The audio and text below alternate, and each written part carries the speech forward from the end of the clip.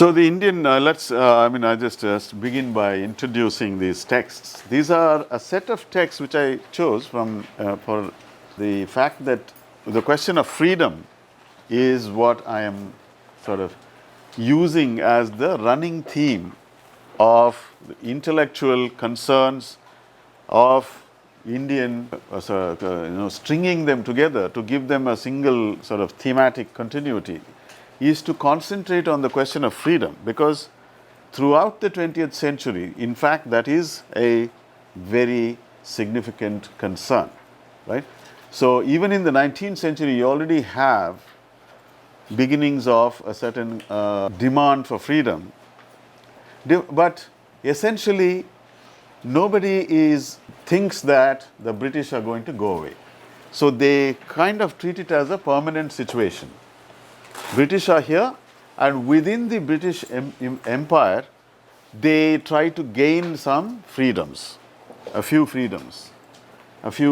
changes in policy, more involvement for Indians. Indians should be able to do more. They should be able to get more jobs. They should get into higher administrative posts like judiciary, magistrates, and other things, and so on. And there should not be any discrimination. For instance, the British rules said if a white person commits a crime, he cannot be tried in a court with an Indian magistrate. So the Indian magistrate cannot pass sentence on a white person. These sorts of things. So they said, why are you saying this? So the Indians, among them there was an old man called Dadabhai Nauroji, who actually went to Britain and became a member of the parliament there, in the upper house. And he said, what you are doing is, he told them, this is un-British. That is, he told them, it's by your own standards, this is not a good thing you are doing. So basically that means that people wanted some changes, but within the British imperial order in the 19th century. So the story of freedom begins already in the 19th century, but it takes a very different form in the 20th.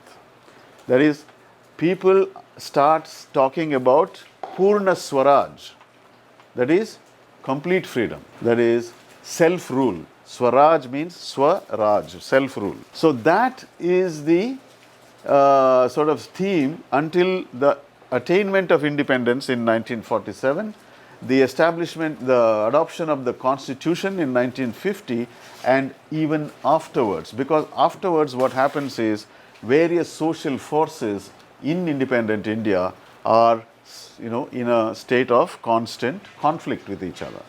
And in the process, what happens is, because freedom was newly won in just a few years or decades ago, they start questioning, what kind of freedom is this? Whose freedom? For whom?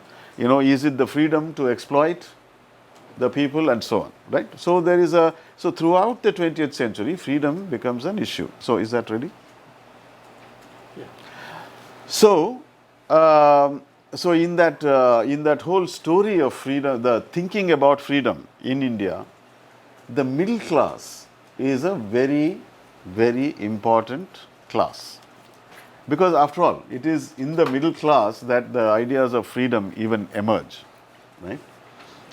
That is, so the Indian middle class, it's very important, is the first constituency in which freedom, the question of freedom, comes into discussion. See, for the masses, there was no big difference between a Mughal ruler or a Hindu ruler or a white man. They are all the same. They are all up there and we are down here. So actually speaking, that was the fundamental problem in Indian, in the history of this freedom, question in India, is that in the 19th century, people were only arguing about their freedom. That is, those who are already educated in the British system and wanted more to be treated as equals. They were not talking about the freedom of the masses. See, that is not at all a question that came up. In the 20th century, that question becomes important. And the first text that we are dealing with today is by an extraordinary character called Aurobindo Ghosh. Some of you may have heard about him. He is now in the Pondicherry, a small place called Pondicherry in southern India. There is an ashram which is run, which is called Aurobindo Ashram, and which is very popular. A lot of Europeans come there, because this Aurobindo had a French wife, companion, so a lot of French people started going there, and because Pondicherry was a French colony, that small place, it's in the mainland of India, but it's just a tiny place which was under French rule for a long time until independence. And then in that Aurobindo, it's a very spiritually oriented place. And that place is named after this character called Aurobindo, who actually runs away from British India because the police are after him. And he goes to the French protectorate, the small place, and there he sets up, and he gives up politics and he just stays there. And that's where the ashram grows around him, and then it still continues to be there. Now this man, his extraordinary life is an indication of how the middle class, how the educated Indian, the kind of career they had, the kind of thoughts they had, where they got their thoughts from, how they grew up, how they related to the British education and so on. As soon as we get this on, I can, we can begin to talk about it. Aurobindo Ghosh, his father was a doctor, a very westernized doctor, and he said, I don't want my sons to have any kind of Indian education whatsoever. They should not have any contact with India, with Indian culture, with Indian religion and all these things. So when he was barely 7 years old, Aurobindo, he and his two brothers, they were sent away to England. So fully, completely 100% English education, so that he is not touched in any way by anything Indian, that kind of a thing. So Aurobindo goes there. Go down to T. No, I mean the letter T. Yeah. Aurobindo, and so he goes there and he studies, and he is a good student. But after coming back, then he comes back to India, and he doesn't quite do what his father expects him to do. He becomes a nationalist. You can see that. That's the younger Aurobindo. Obviously, a Western figure. So this is when he went to England, that's him, and you can see that later in life what he became. You can see that the transformation is complete, total. He has become one of these Indian spiritual guru type figures, right? This is when he's gone to Pondicherry and become spiritual. He has given up on politics. But before that, he was one of those who were known in British India as the terrorists, who believed in armed struggle for independence. So there was these moderates and extremists in the Indian, Congress movement, and he was among the extremists, and he was member of all kinds of secret associations in which people gathered together. They would throw bombs on British officers and try to kill them, spread panic, and thereby win freedom. Obviously, it was not very acceptable to most people, but this was a small group of people. There he goes. This see he said the father's statements. You can see that he said, "My children are children of a better breed, and I want to make giants out of them, to give them an English education without any influences of Indian influences." Right? Why is this? So there you go. So he is member of this kind of radical terrorist kind of groups, starts mobilizing youth, etc. But these people are very popular among the masses, but they are not acceptable to the Congress, the main stream of the Congress. And of course, the police are after them, and most Indian rich people, the landlords, etc., are against them because they are very much in tune with the British order. So pretty much it breaks up after some time. It doesn't. There is one of the most well-known novels of Rabindranath Tagore is actually about one such person, who believes in this kind of action, violent action, and another person who is more of a liberal, moderate character. So there is a confrontation between them, called Home and the World. Then he gives up the all of this because he is being hunted by the police, and he moves to Pondicherry, where he becomes that kind of person whom you saw. Now, this text which we are reading is extraordinarily old for what it says. That is, in fact, most historians were of the opinion that a critique of the Congress was undertaken first by Gandhi,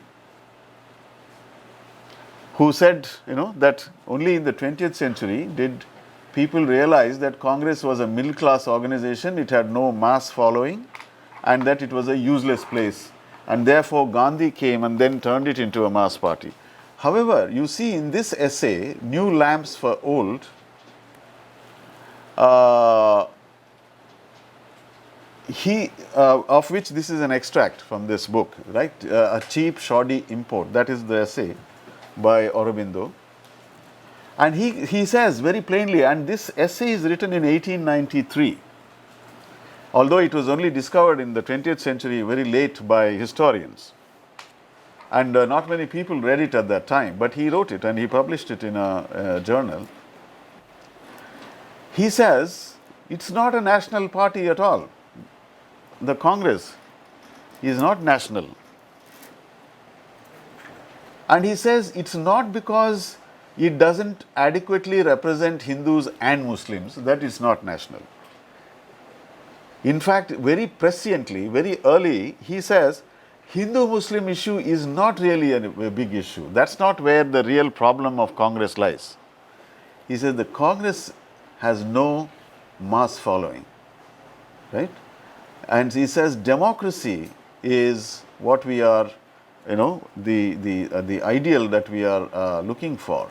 And democracy cannot be achieved unless you have a party acquires a mass following, and because democracy means people, and of course there are those who are in the Congress like Feroz Shah Mehta, who is named there, who represent the middle class. And this middle class, or what it calls the educated class, and it describes itself as the class that thinks. Right,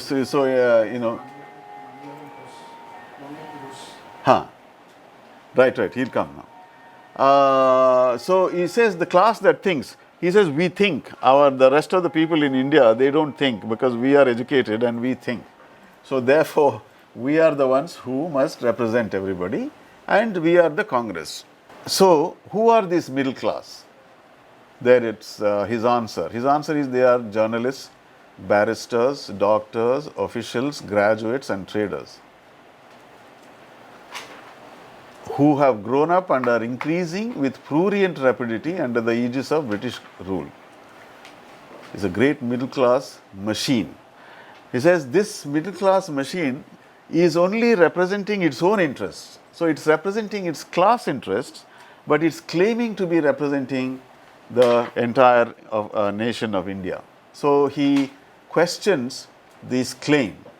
And if you go back to the previous slide, you'll see that actually speaking, in Britain, Aurobindo became familiar with the French Revolution. He read up about the French Revolution and he was greatly attracted by this whole thing. And in fact, in the history of Bengali intellectual history, the French Revolution plays a major role, because even as early as the 1830s, Rajaram Mohan Roy is inspired by the French Revolution. Even though it was very early in terms of his understanding, and he even tries to sort of make contacts with the French, and so on.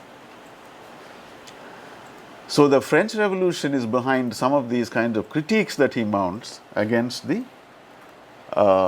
Congress and its middle class.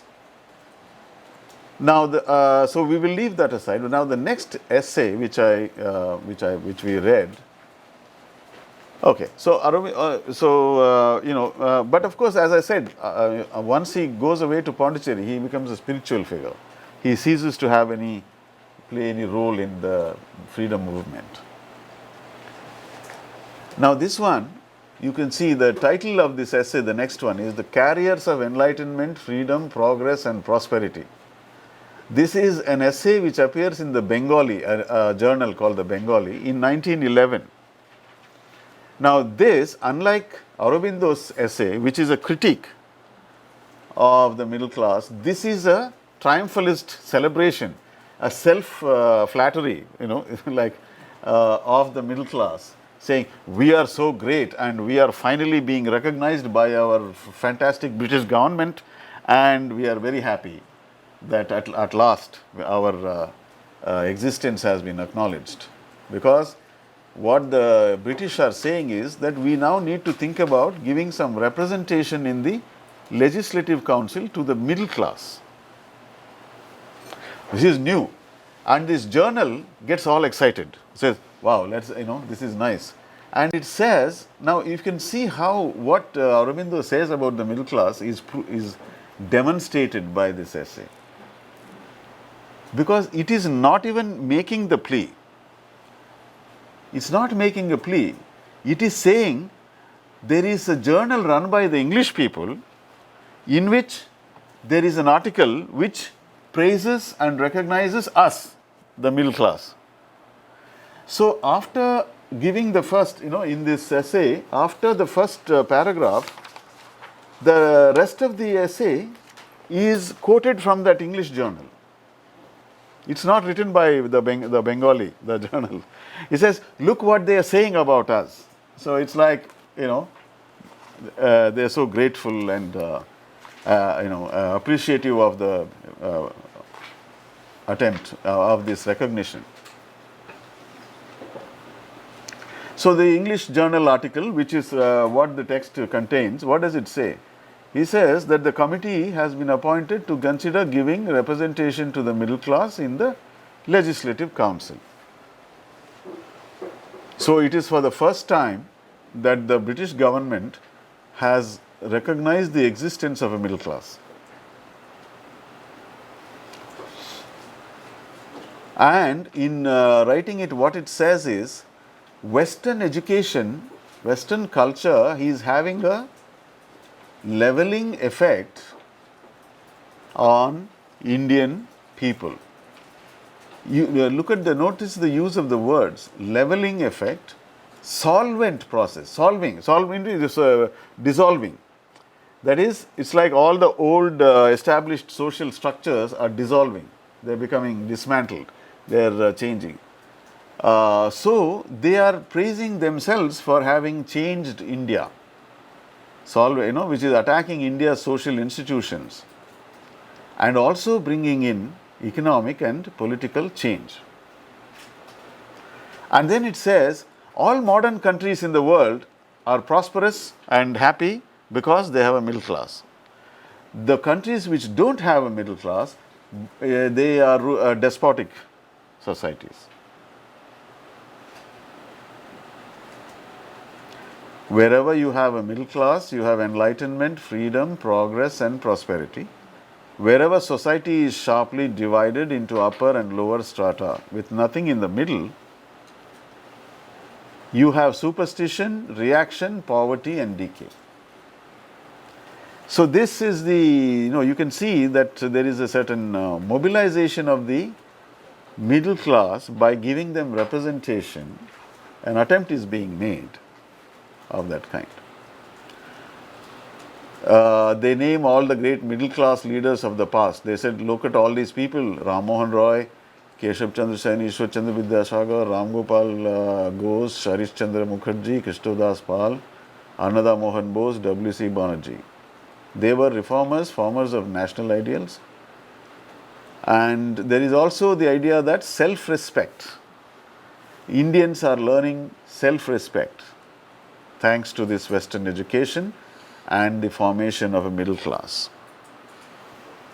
Now, this is all not very, inaccurate in the sense that although the British are obviously flattering themselves, saying we did all this great stuff, there is some truth in it also, in the sense that this class, we will see as we go towards Partha Chatterjee's essay, that this class is defined by its relation to the master in India, right? Okay, now we come to Jawaharlal Nehru's essay. It's a short extract from a very big book called The Discovery of India, which Jawaharlal Nehru wrote and published in 1946. So this is a short extract from that book, and the next essay, which is the D.D. Kosambi, is a review of that book, in which he points out some problems with Nehru's argument. So what does Nehru say? Nehru actually, being kind of trained in socialist thought, again, he was educated abroad, and he has completely internalized Enlightenment thinking and revolutionary thinking.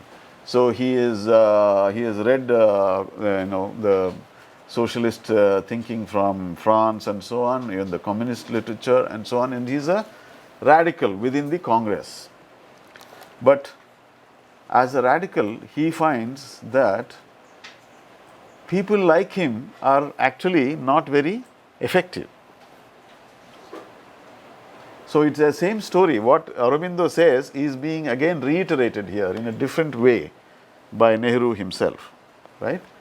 He says, first of all, he starts by looking at saying, he traveled here and there in India, and the extreme poverty, miserable conditions under which the working class, the peasantry live in India, how dreadful their lives are, how neglected they are, nobody to look after them, nobody to care for them, the jute mills, the cotton mills, the plantations, the coal mines, and all that. This is, now you can see how Nehru is using the language of, socialism, right? Concentrating on the conditions of the working class and all those things. Then he says, it's a very depressing kind of atmosphere that he captures here. He says, we are all paralyzed, we can't do anything, right? So, paralysis, we are stuck by paralysis, he says. No, our minds are numb. The peasantry is servile, full of fear, they're scared, they don't know what to do. Industrial workers, same. Intelligentsia is beaten by unemployment, right? This is, we're talking about the end of World War I, that is late teens of the 20th century. Everybody is depressed, paralyzed, helpless. So the middle class doesn't know what to do, because unlike the peasants who somehow survive, this middle class, which has become used to getting jobs in government, that's all it knows, right? professions, government jobs and bureau, other things. When there are no jobs, they are like helpless. They can't move. Yeah? This is that kind of a dreadful kind of situation for them. And then, if you see the text, here, Jawaharlal Nehru, you see the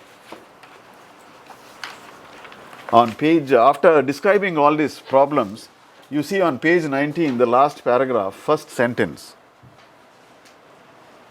right? And then Gandhi came. It's very dramatic, right? So there is this whole helpless mass population all over India. They're just despondent, miserable, and they don't know which way to turn, what to do, who's this thing, and everybody is gloomy. And then Gandhi came. There is a sort of, he sort of tries to capture the drama, which of course was the drama of Gandhi's arrival on the national scene. When he arrived, slowly but steadily he rose by adopting a policy, by talking a language which nobody knew.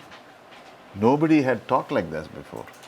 When you look at Aurobindo, you can see that Aurobindo is saying many of the same things. But Aurobindo in 1893 that article was never very powerful. It never, the conditions were different.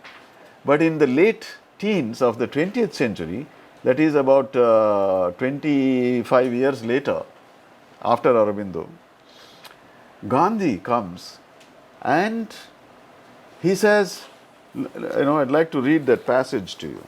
He says, and then Gandhi came.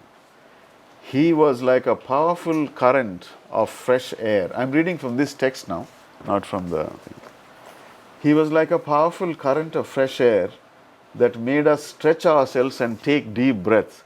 Suddenly, like, as if there was stillness and no air, and suddenly there's a breath of fresh air, right?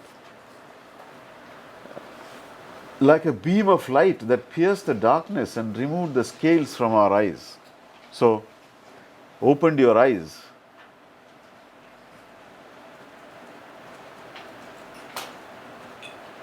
Like a whirlwind that upset many things, like a typhoon, whirlwind.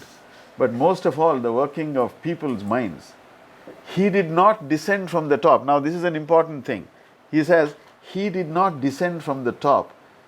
He seemed to emerge from the millions of India, speaking their language and incessantly drawing attention to them and their appalling condition. You see, that's you can see a certain contradiction there. He did not emerge from the top. He seemed to come from the people. I mean, if he didn't, then the word seems is, sort of unnecessary there. But actually, what he is saying is, actually Gandhi did come from the top, in the sense he came from the elite of India. But he was able to do something which the other members of that elite were not able to do. He was able to find a language and an idiom and in which he could speak, and the people would find it interesting to listen to. They would say, okay, somebody is speaking to us. Whereas none of these other people, the elite, Gandhi's own, if you look at the photographic evidence of Gandhi, you can see that he also went through the same Aurobindo, like, highly westernized to, changing this into, the more, the sannyasi-like figure, right? He went through the same kinds of changes. So it's not that he didn't come from the top, although that's what Nehru says, but that he seemed to acquire some new idiom. He was able to speak to the people. So as we know, Gandhi, one of the things Gandhi did was to sartorial change, changing his clothes, right? So there is a kind of, you can see in the photographs, changes in different, he's trying out different costumes, and finally he settles for this bare, essential sort of, spare costume. Similarly, what is this language? What is the language of the masses that he speaks? It is a spiritual language, a language of religious which has its origins in religion, right? That is, and then he says there are many interesting things in this Nehru's way of describing it, which I would like to sort of register here. He did not. So, get off the backs of peasants and workers, he told us. Get rid of the system that produces this poverty and misery. I'm on the same page 19. Political freedom took new shape then and acquired a new content. Suddenly it became a different thing. The Congress Party, All India National Congress, was established in 1885 by actually an Irishman who decided that Indians had to have freedom. And even another woman also from the British Isles, Annie Besant, was very powerful leader in that movement.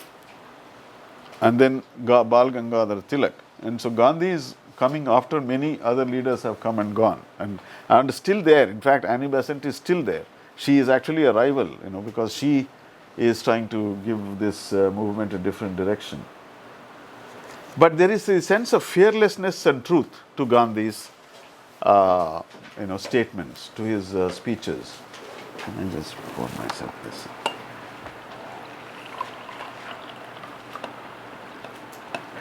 He is fearless. He says, he speaks boldly about the people.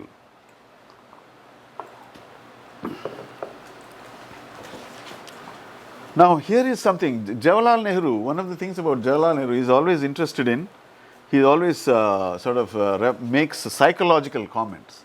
He seems to have read up a little bit of psychoanalysis also. Because he says here,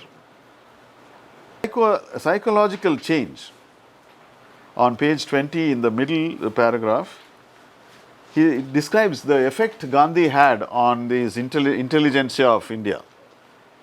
He says it was a psychological change, almost as if some expert in psychoanalytical methods had probed deep into the patient's past, found out the origins of the complexes, exposed them to his view, and thus rid him of that burden. So he has a reasonable understanding of what psychoanalysis is supposed to do, and he thinks that, as Gandhi's interventions, his bold, fearless speech, and his forthright ways, truthful and forthright ways, have somehow rid the people, the intelligentsia, of all kinds of complexes, which the colonial complex, right? The experience of being under colonial rule, where you can neither hate the master fully because you depend on the master, right? Nor can you love the master totally because every day you are experiencing some kind of humiliation. So this paradoxical position, which is most well, comes out in the life of this other great intellectual of the 19th century, Bankim Chandra Chattopadhyay, whose writings are full of this contradiction. You can see how they play out. He is constantly expressing resentment and then admiration and resentment and admiration, and as he rises in the in the bureaucracy. He is a very important figure in the magistracy. He's in the British bureaucracy. He reaches the top, but as he reaches the top, the more and more the resentment also grows, and so on. So all that is the complex, the colonial complex, which Gandhi somehow seems to just dispel. It's all cleared, like you just say some mantra and it goes away. That kind of a magical, miraculous effect, right? And then there's another psychological sort of comment here in the next to that small paragraph. They says there was that psychological reaction also, and this is very interesting. A feeling of shame at our long submission to an alien rule that had degraded and humiliated us, and a desire to submit no longer, whatever consequences might be. Suddenly, he says, shame, they experience shame. You see, this is a very interesting thing. To experience shame is a moment of great shift in the colonial experience. Because first of all, what is it? Aurobindo says, freedom, you need to fight. They are not expressing shame at being colonized. They are saying, we are defeated, we gotta get rid of these people. Right? Bankim and even 19th century people, they are saying, this is all very unfortunate, very unjust what you are doing.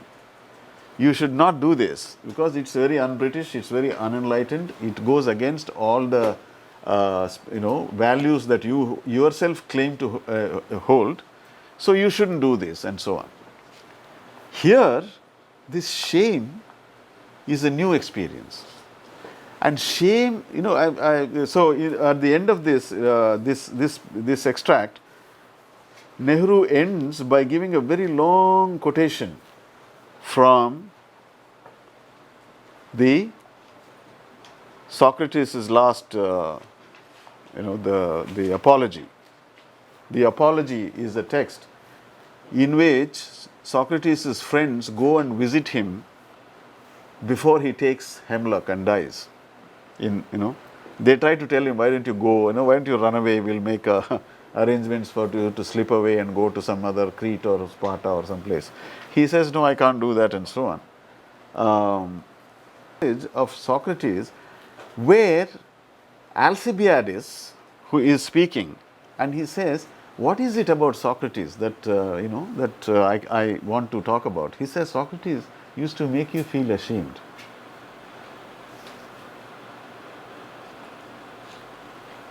That is, there is something extraordinary about this idea that shame. So shame, Lacan, I put Lacan there after Socrates and Gandhi, because this Lacan has an entire debate devoted to the idea of shame. Why are we not ashamed anymore, is a question. Why is it that shame has gone out of our lives? When you look at all these kinds of, displays, the kind of reality television and other self-display kind of things that we have in the contemporary world, there is a serious thing that shame is no longer a human affect, that it's become old or something. Because shame has to do with honor, doesn't it? So the question, so suddenly the question of honor comes into reckoning, and shame as an experience that is cathartic, therapeutic. It transforms you. The feeling of shame. In India, in the northeastern part of India, where the people are, they don't identify with the mainland, main Indian, Hindu Indian majority, right? They are different. They have different tribal populations, and the Indian government has a lot of military presence there, and there are a lot of atrocities committed by the army in that northeastern region. And once these women in one of those states, they decided to protest. And when they decided to protest, what they did was, they said, they just took off, there was a bunch of women, they just went naked to where, in front of these military officers with banners saying, rape us, because that's what they were doing. So they wanted to shame them, right? Now the thing about it is, extraordinarily, they are not shamed by it. That is, shame requires a certain community. That is, you are part of some formation where you see the other person as a member of your own community. That's when something wrong which you did will make you feel ashamed. When you don't think that the other person is part of your community, it somehow seems not to happen as easily, right? So it's all to do with whether you see the other person already as a fellow being, as a member of the same community as you, or not, right? That is and it's extraordinary that Jawaharlal Nehru is saying that this intelligentsia experiences a sense of shame at this historic moment, that shame comes to sort of overwhelmingly to say, how did we let ourselves become like this? How could we have done it, and so on. So it's a complicated question, why shame, what for instance, you can say, why feel ashamed? Just say, okay, they defeated us, they were more powerful, now let's see how we can send them, throw them out. But shame is different. Why feel ashamed is a question, but I won't, we can, if you're interested, we can discuss it later. So the complexes that now that Nehru talks about. Now, Discovery of India is a very important book in Indian history, obviously. Discovery of India and the autobiography of Nehru, both are extremely important. Now, this guy is D.D. Kosambi. You can see that the Indian government has made a stamp for him, so he is very obviously a big figure. He was an intellectual, a Marxist, an independent Marxist. He was not some party type of person. He was a specialist in ancient Indian history. He knew all the ancient languages, very, very brilliant mind. His father was also a great scholar. And he wrote some very important works. That's him washing his dog. This bit here is actually from Wikipedia. So I don't know, not all of it may be very reliable, but it's by and large. I looked at it. It was by and large, not accurate picture. He writes a review of Nehru's book, The Discovery of India, in which he says, "The bourgeoisie comes of age" is the title. And the book is published in 1946, and the review is also published immediately in 1946.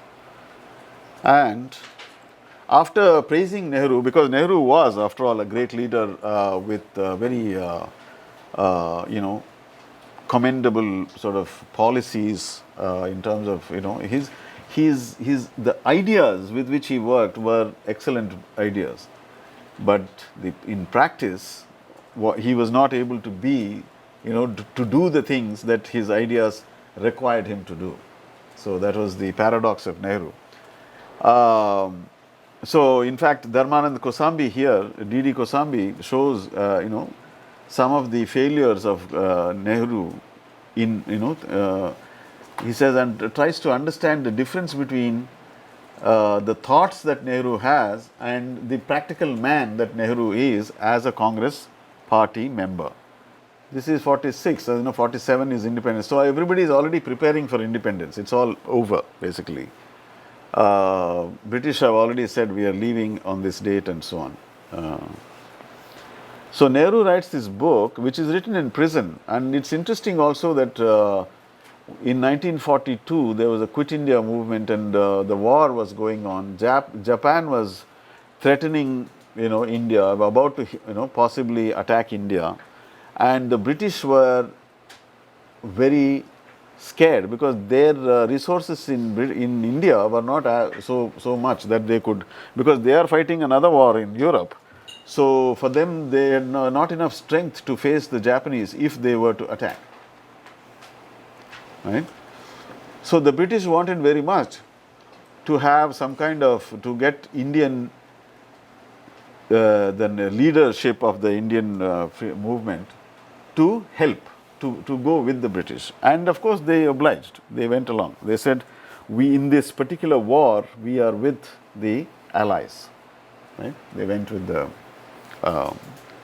and in fact the Communist Party was, caught facing, in a very contradictory situation, because first they said they were talking about imperialism, but then when Soviet Union obviously got involved, they had to support the war, and so everybody, it seemed that they were changing their policy overnight, and so there's a lot of contradictions. Everybody was in a contradictory situation.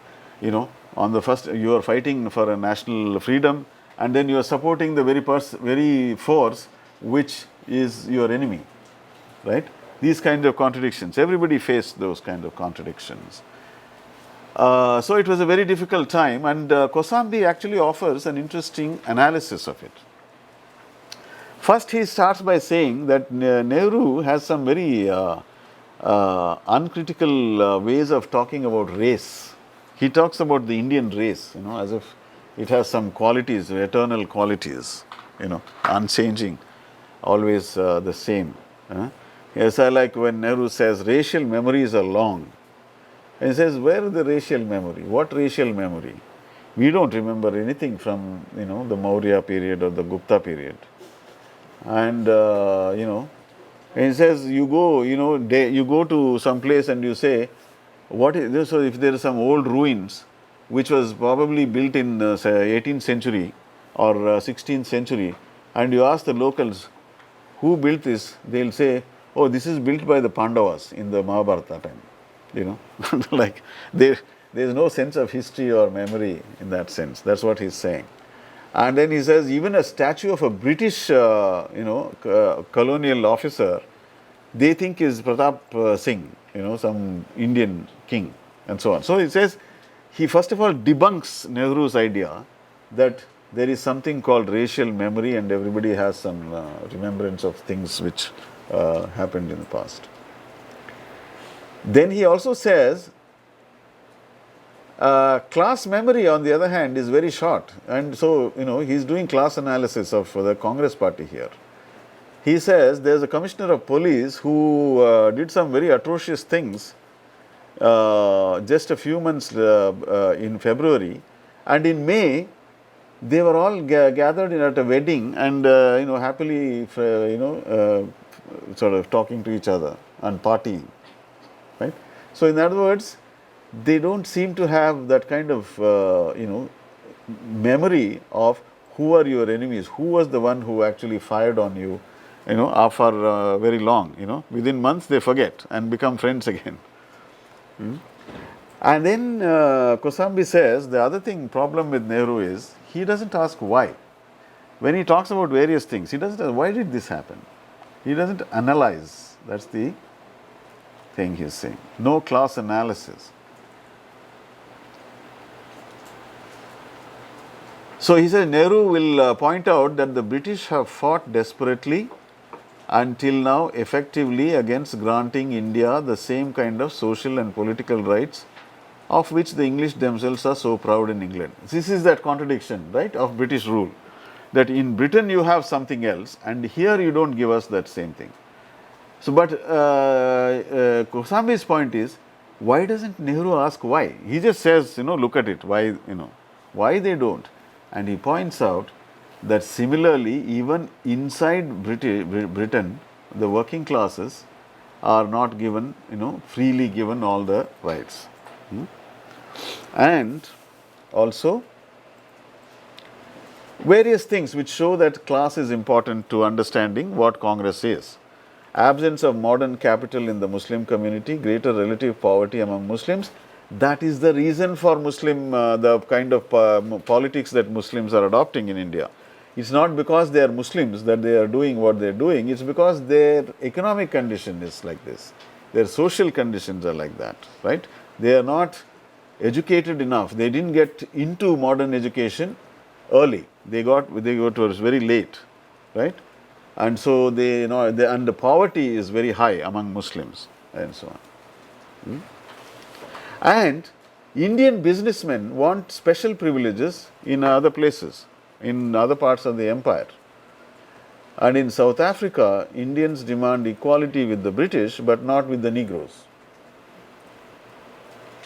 In fact, the famous statement which is often cited of Gandhi is that Indians were put in prison in South Africa. So Gandhi led a delegation of the prisoners. They went to the warden and said, we belong to a very ancient civilized race and we would like to be in a different cell. We don't want to be in the same cell as the Zulu people. Right? This kind of, so equality with the British but not with the local people of that country and so on. Right? And then he goes into the history of the business classes in India, the Parsis and the Marwadis, and shows how Marwadis, for instance, backed the British in the days of British expansion in India. That is, where was the bank rolling coming from, bankroll, the money? The Marwadis, who were these people who gave money, financed, they financed wars between different kingdoms. It was an old practice. And not only the Marwadis, in other places, other people also did the same thing. So, They did the same for the British. They didn't. For them, it's business. Whoever comes and asks, they'll give. If you say after the war we will get a lot of loot from the kingdom which we conquer, and out of that loot we will give you double the money you gave. They'll give it, right? That's how wars were fought. 18th century wars were fought for loot, essentially for loot. You raid another country, a small place or whatever it is, kingdom. You take the loot and you pay the credit money lender, and then you keep the rest. This is, and then you buy more weapons and so on, right? So that was the 18th century is the time of that kind of thing. And Marwadis were very much, backing the British. And even in contemporary times, that's what he is saying, their attitude towards all this national movement, freedom, etc. is different. That is, they are not, so greatly anxious to get freedom. It's not the first concern for them. And then he says how Parsis, on the other hand, they became capitalists. They didn't remain like money lenders like the Marwadis. They went into capitalist industry. Tatas, for instance, many of them. I mean, even the Marwadis did to some extent, but much more in the Parsi. It was a small community, and it became a very powerful community in British India, right? So he is giving a class analysis which shows that Nehru's ways of thinking is somehow too sentimental and too much, trying to mystify things, right? So the middle class, he says, is now firmly in the saddle. And what are the qualities of this class? It's greedy, although it's educated, right? It's a liberal class. That is, it has given up on all the old superstitions and all those things to some extent. It's not totally, it has not maintained the traditional outlook. But they don't care a damn about the poor people, the masses of India. They are only interested in their own interests. Aurobindo was saying the same thing, right, 25 years before. Congress is funded by the industrialists and financiers, that is the Tatas, the Birlas, the money lenders and so on. But the Muslim League is funded by the Muslims, similar, those who are rich Muslims, they are funding the Muslims. So what he is saying is, see the class element within the religious separation, right? Each side is being funded by those who want it to succeed. And Communist Party, for instance, very ineffectual party. But after independence, towards in the 40s, it becomes a little more popular because it starts to organize peasants and workers. The key element is that Congress is, on the one hand, everything that Congress says, all the manifestos, all the documents that it puts out in public say that they want socialism.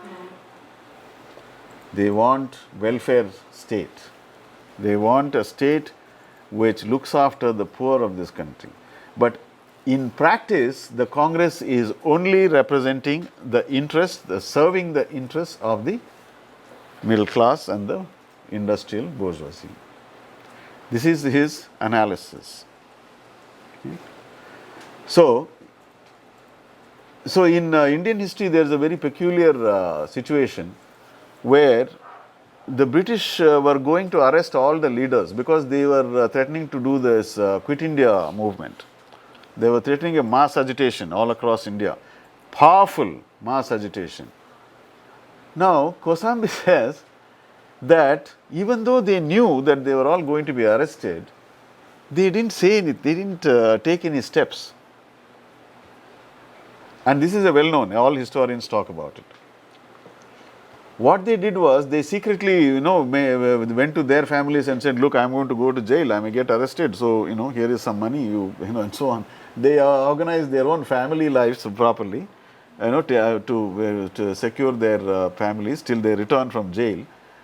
So, in anticipation of going to jail, and they didn't do anything to say, okay, we may get arrested, and if we get arrested, you must do this, to those who are left behind. These are some of the things that we want you to do. We may not be here to lead you day by day, from day to day, but you must carry on, etc. You could have done all that, but they did not do anything. And what does Kosambi say? They said, the Mahatma will take care of everything, right? The Mahatma will give us a plan, but the Mahatma never gave a plan. He also gave a speech which Kosambi describes as a very wishy-washy kind of speech. So, everybody went to jail without any plan after having announced a nationwide agitation. Now, Kosambi's question is, why did they do that? And the answer he tries to give is, because as a representative party of the bourgeoisie, the middle class in India, this party didn't want to take these extreme steps anyway. Didn't want to have nationwide action, because in the war was just still happening, and in the war, Indian middle class and Indian industrialists flourished because they got contracts. Supply jute, supply food, supply this, supply that, and then to organize all of these things, they had a lot of jobs. So all the middle class educated people got jobs. So the entire war effort created among the middle classes and the bourgeoisie in India a very friendly, a very positive feeling towards the British. So this was a moment of great togetherness, and that is, in other words, why he is saying that neither Gandhi nor anybody finally did anything. That the whole Quit India thing just fizzled out, right?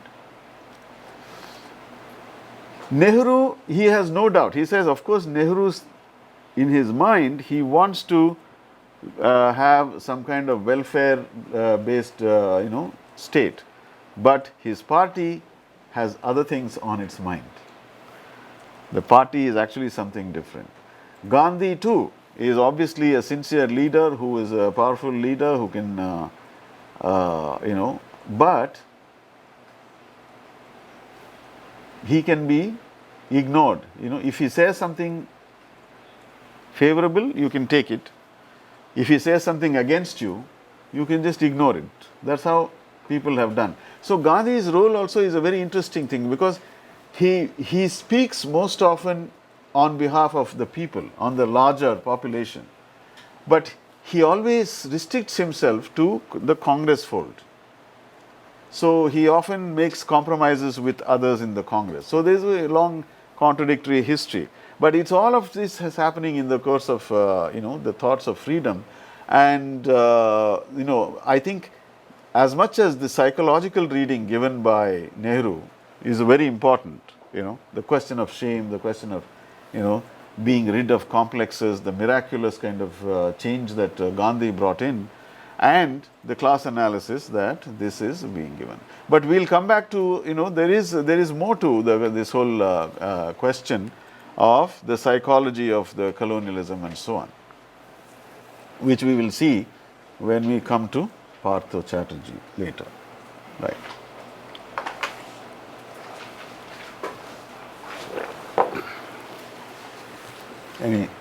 Anything anybody wants to say? Anything? Questions?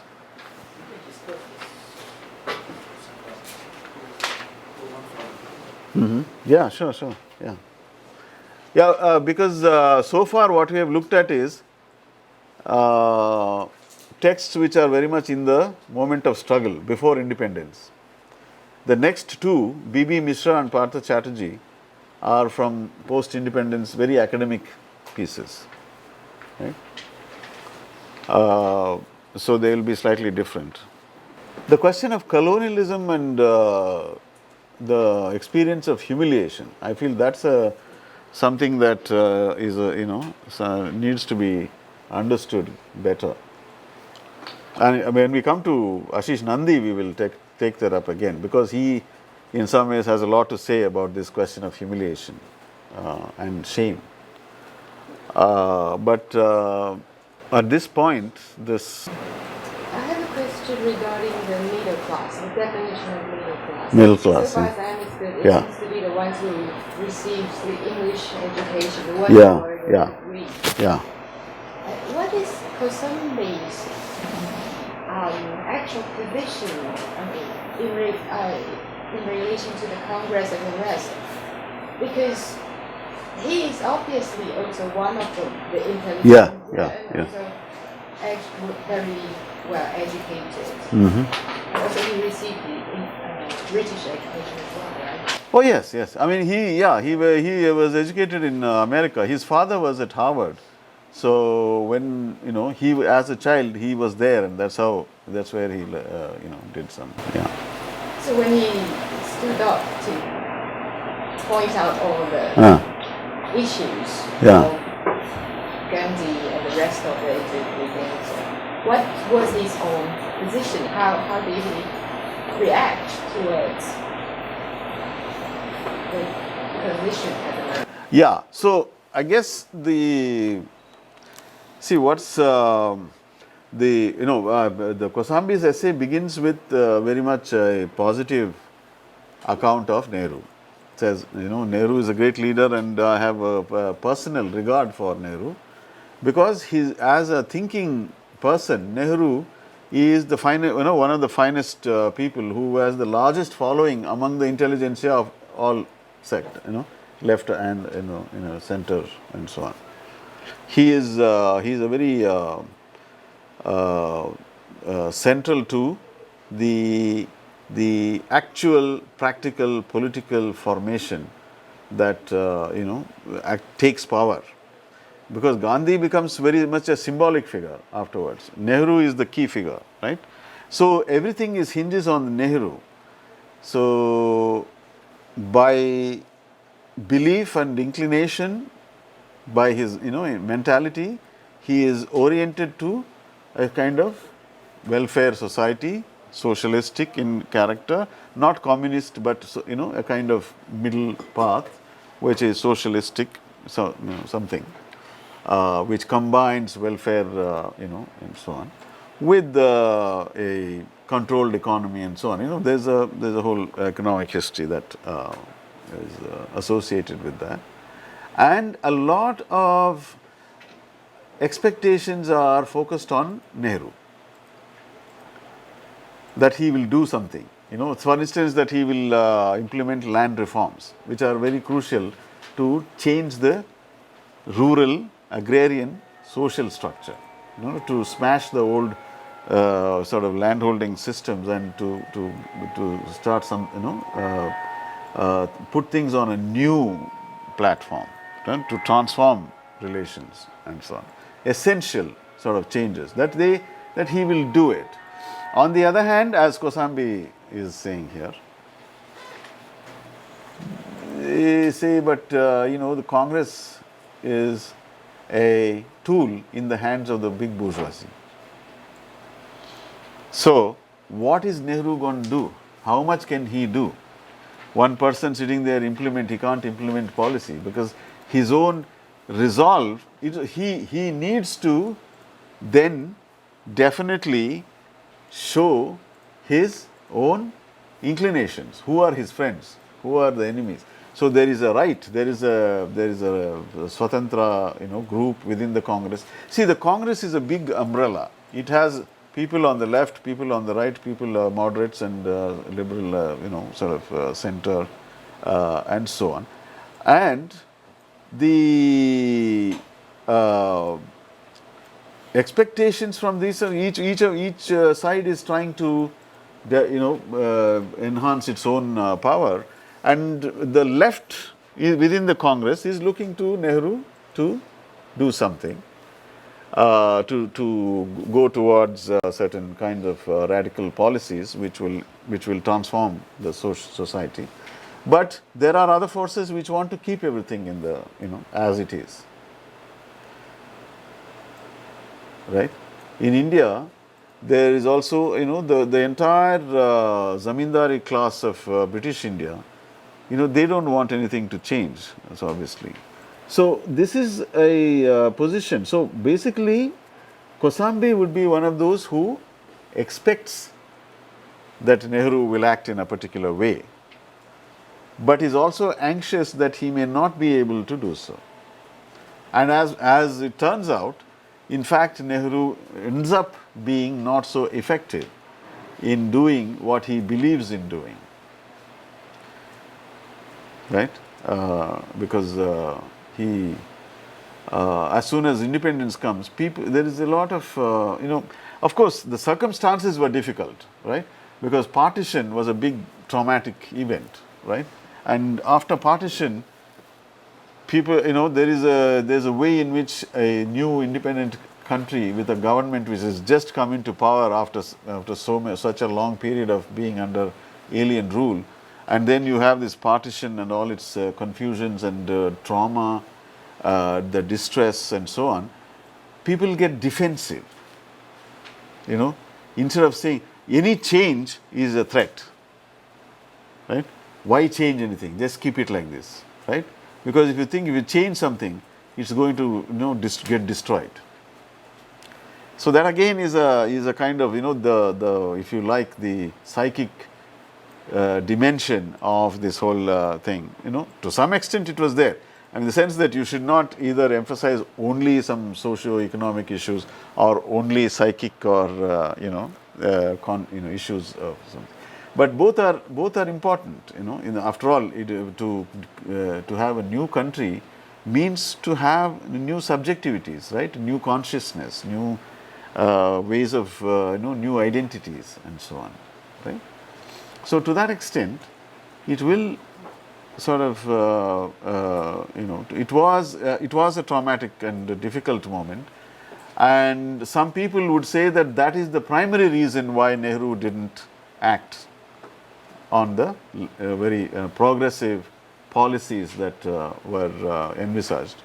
But others would say, well, that may have been one reason, but that's not the main reason. The main reason is that the powerful, rich and the powerful in India were very much in control of the Congress party, and Nehru, there was nothing he could do about it. He had to go along with them. So he was not in a position to ignore them and do something different. He had to just work with people. So these are different, and I think Kosambi is basically laying out that kind of a analysis, saying this is where it stands in 1946 on the eve of independence, that he is there and then he is trapped in this kind of a situation. What will he do? That's how he ends the. What is not clear is the path Nehru himself will choose in that moment of agony. The last line of this says, it's not clear. 46. Will he do it? Will he not? And so on. So in a way, it's a very highly individualized kind of thing, because even Gosambi's article itself shows how much Nehru was an individual, because everything hinges on Nehru. Why should it, right? Because that itself shows that in the party there is not a very strong lobby working for those kinds of transformations that he gives voice to. So it's a complicated kind of situation. Maybe too early to ask the question, but I think maybe helpful making certain connection, like even within the Congress. Uh-huh. What is the relation between Nehru line and the Gandhian line? Nehru line and Gandhi line. Yeah, sort of. How can I say? Because the earlier essay we read, the first essay from the very Kilnani, yeah. I'm trying to suggest that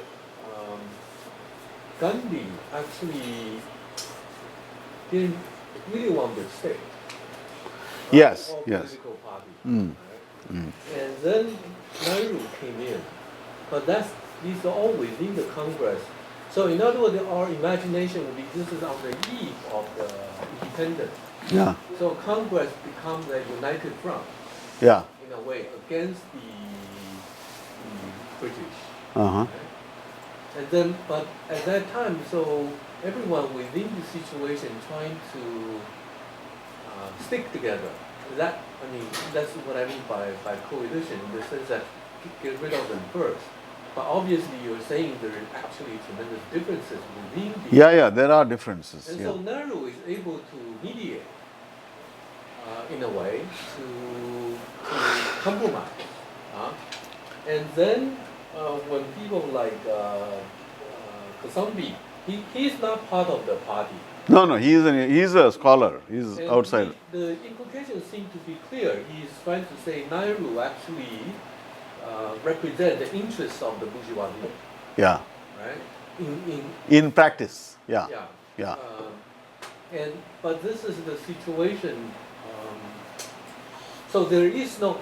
As a Marxist, you would imagine what he has in mind is the wider support will be from, the English experience, which is the proletarian revolution, and so on. So, but this is not Congress. I mean, but he didn't put that way. But is this hidden in his mind when he writes from that position, right? And that's obviously the question. But then, what is that relation with Gandhi's appeal, if it is, so-called to the Indian, wider spectrum of the population? This is ahead of probably when we get to Gandhi. Yeah, I think we should wait until we get to Gandhi because, the thing is, these issues will come up. Now, there is a certain enigma of Gandhi, the mystery of who is Gandhi, what is this Gandhian? And Nehru, in some ways, in the dramatic way he puts it here, and then Gandhi came, right? It sort of, again, enhances the mystique of Gandhi, right? I mean, that's where the mystique comes from that kind of writing and so on. But Gandhi's own career is a career full of highly contradictory sort of, activities. It's not a smooth, single, sort of track that Gandhi follows, and it's I think one of the most crucial things for Indian self-knowledge, as Indians to be, to know themselves for us Indians, and I believe that one of the great problems of India is a lack of self-knowledge. We don't know exactly what we are. We have obscured certain parts of our past, and we don't want to know more about it. And this is true of all intelligentsia, politicians, whoever. And I think the most important question, one of the important questions in any case, for greater self-knowledge would be precisely to understand this question of Gandhi. What is the role of Gandhi? Because everybody knows that Gandhi, nobody takes Gandhi seriously.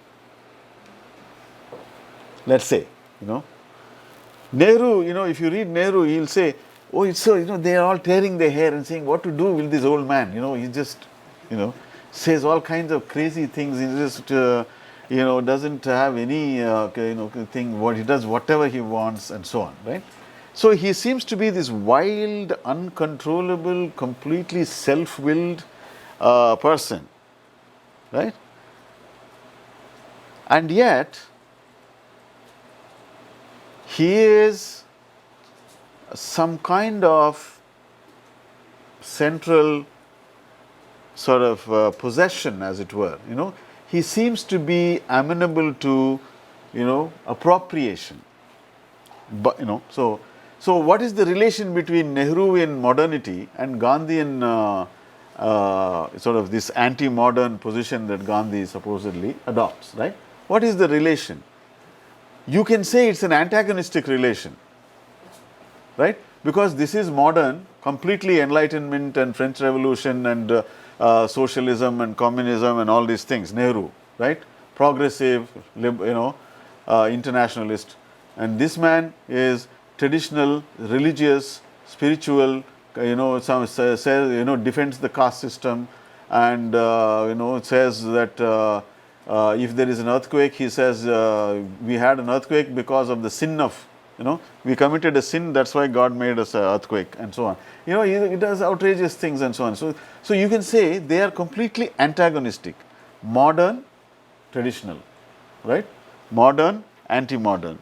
But they are not antagonistic in history.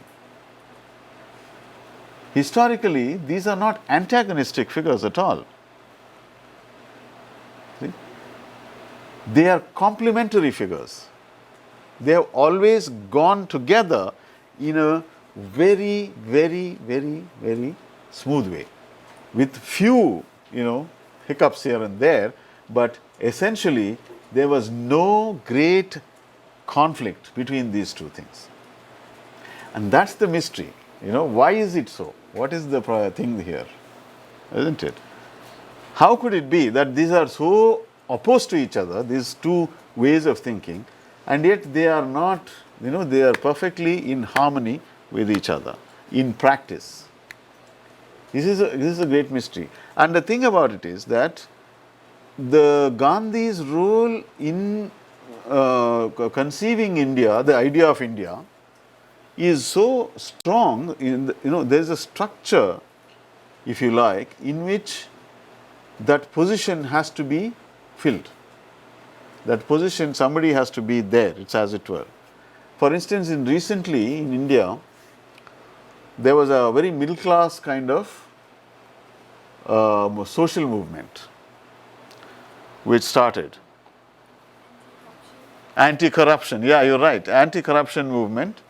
So it was a big thing. So they wanted a certain bill to be introduced in Parliament, to which Lokpal, and they insisted that they said, we are civil society and we want to draft this bill, and we demand that this bill should be introduced in Parliament and it should be passed, because it will be helpful to fight corruption.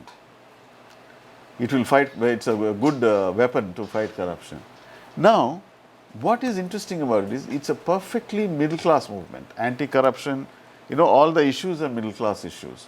They are saying, the bureaucracy is corrupt, everybody is corrupt, the politicians are corrupt, and we, civil society, and they call themselves civil society, which means, euphemism for the middle class, one kind of description.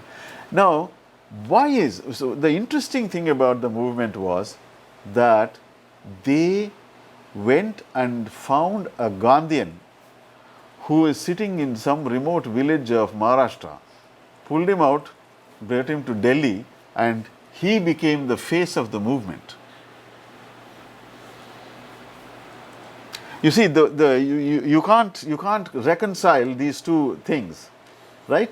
The actual player, the agency here is in the hands of these lawyers and activists and NGOs and other people who are the ones who are trying to do something about corruption and other things by making policy changes. It's a very much a procedure which they are used to. How do you change society? Change the policy, that kind of a thing, which is very much a middle class civil society kind of attitude.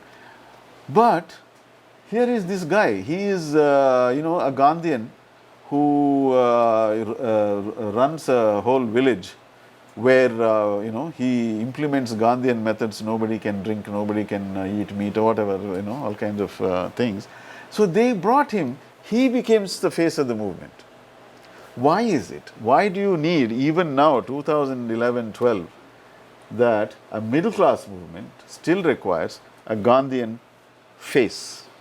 See, that's the thing. It's a very interesting sort of set of questions that arise from that.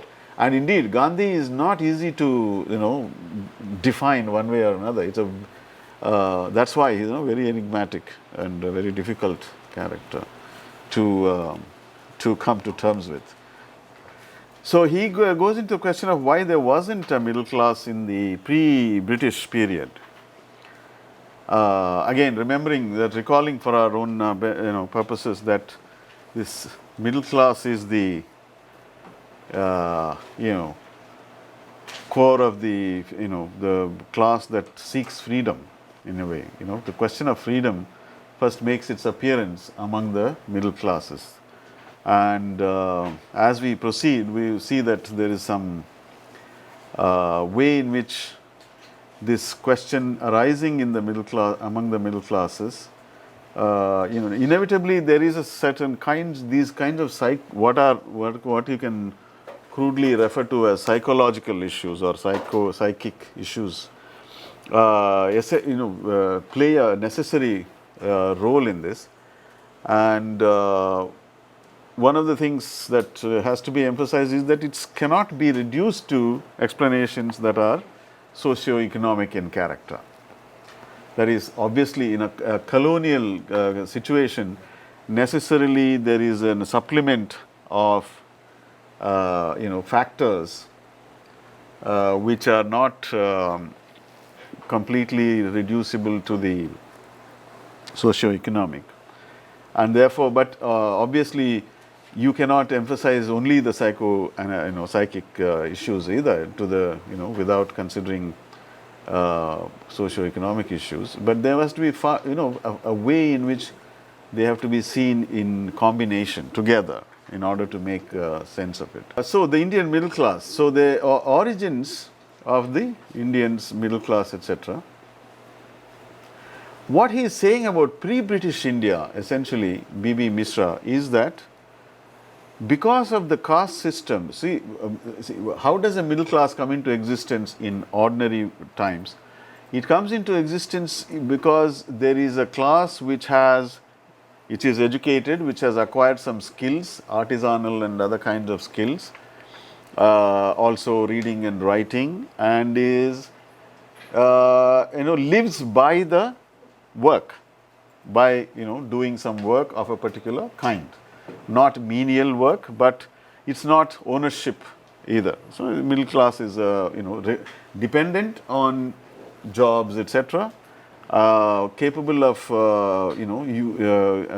trained, and having some skills, and able to provide the services to various possible employers. Now, what he is saying is that essentially, because of the caste system, this group, there were many such people in India, but they did not form a separate group, because after coming together for their work, they went right back to their respective caste identities. So the caste identities were imposed on them socially, saying, so, marriage and, spiritual life and other things, they had to follow the caste rules that were essential for their continuity of their lives. Otherwise, they can be ostracized by the community, the head of the caste group, etc. So what happens then is, although every day, let us say, a person is meeting other people like himself, right, in the marketplace, in the public domain, and they are all people who have the same skills, they have the same kind of temperament, they have the same problems with other people, and also they share a lot of things, both their socio-economic conditions, their skills, their mentalities, everything, right? They share a lot of things. But so if you share a lot of things, the idea is that this is potentially a social group. But the reason why it cannot be a social group in India, in pre-British India, according to this analysis, is that they are subject to various caste impositions. So, to leave caste is a big risk, because they lose all kinds of, sort of identity-related sort of assurances, community, sense of belonging, and so on. So they just decide on that basis that they just go back. So socially, they are embedded in their caste groups, and only professionally they are meeting other people. So there is this peculiar sort of duality to their lives. So that is the situation. Whereas coming to British rule, what he says is, the British, in some ways, by introducing English education, they broke this.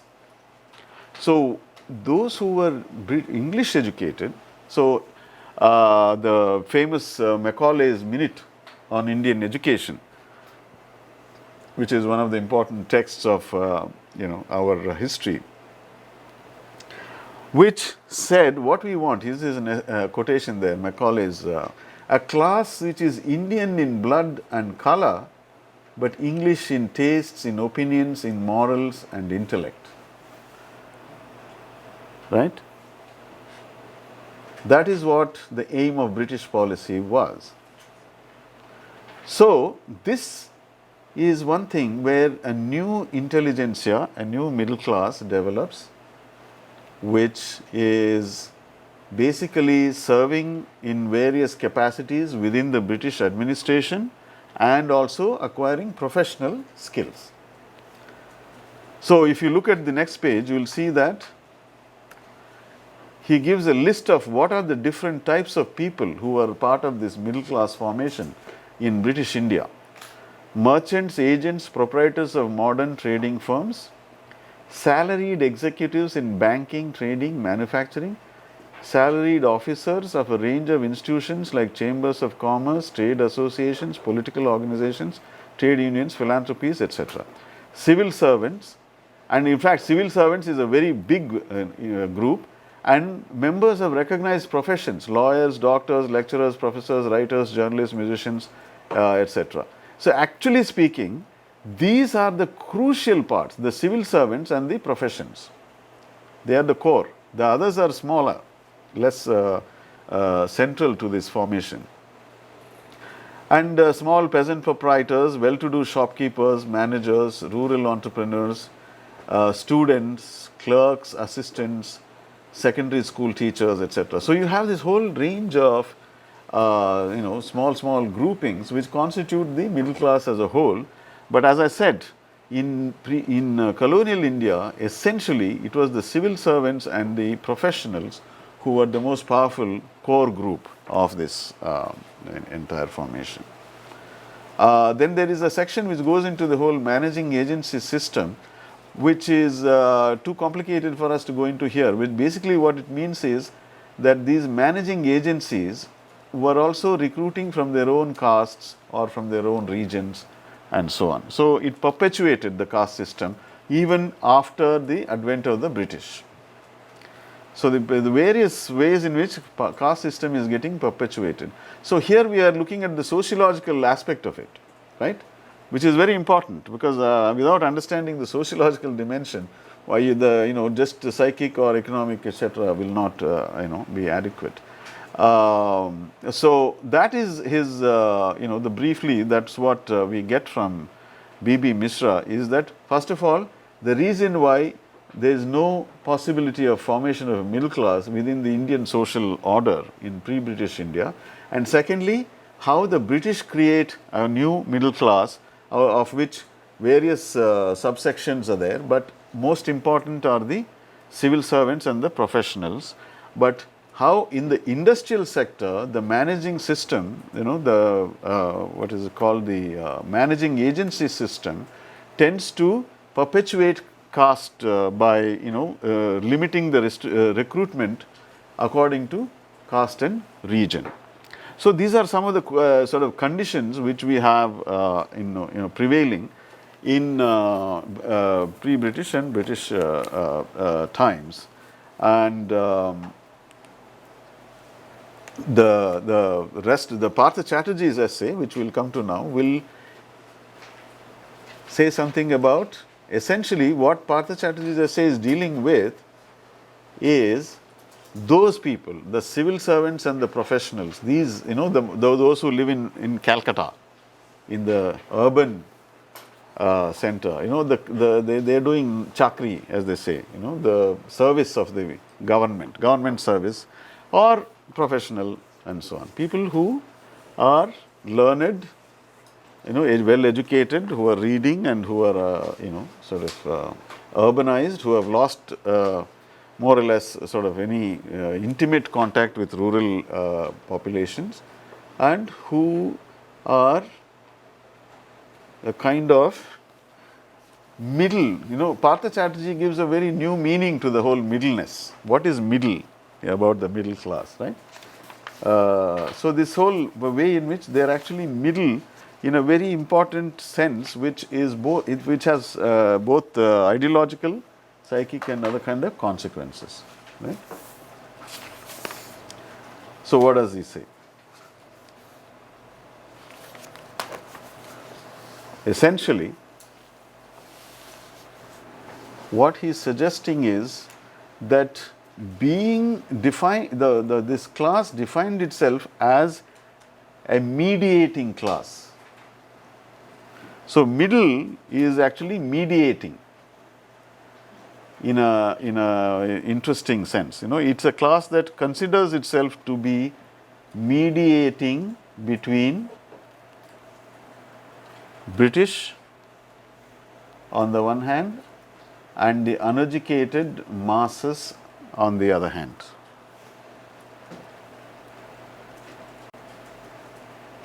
So, it's very conscious of that, and that is, it's a structural position. You're saying, here you are, you can mediate between these two unrelated segments of the people in India. So, what is the social agency of the middle class? He says it's not leadership. So, that's what is crucial to understand, that this middle class is not leading the masses. It is occupying a middle position between foreign ruler and native masses. So, what is this position? As I said, it's not leading, but still, what is it? So, the contradictory position, subordination in one relation and dominance in the other relation. So, on the one side, it's related to the British colonial rulers. On the other hand, it's related to the masses, the people, the natives. So, in relation to the British, it's in a subordinate position. In relation to the masses, it's a relation of dominance, not leadership, dominance. That is, it has its own social structure in the social structure of the of the Indian social order. It occupies a dominant position, right? So, this class then is actually created as a subordinate class. So, that is why the title of Partha Chatterjee's essay is a paradoxical title. That is, the subalternity of a nationalist elite. Now, normally we say elite versus subaltern. Elite is the opposite of subaltern. Here, this elite is an elite which is in a subaltern position because of this peculiar structure of the colonial social order, in which it occupies this middle sort of position, right?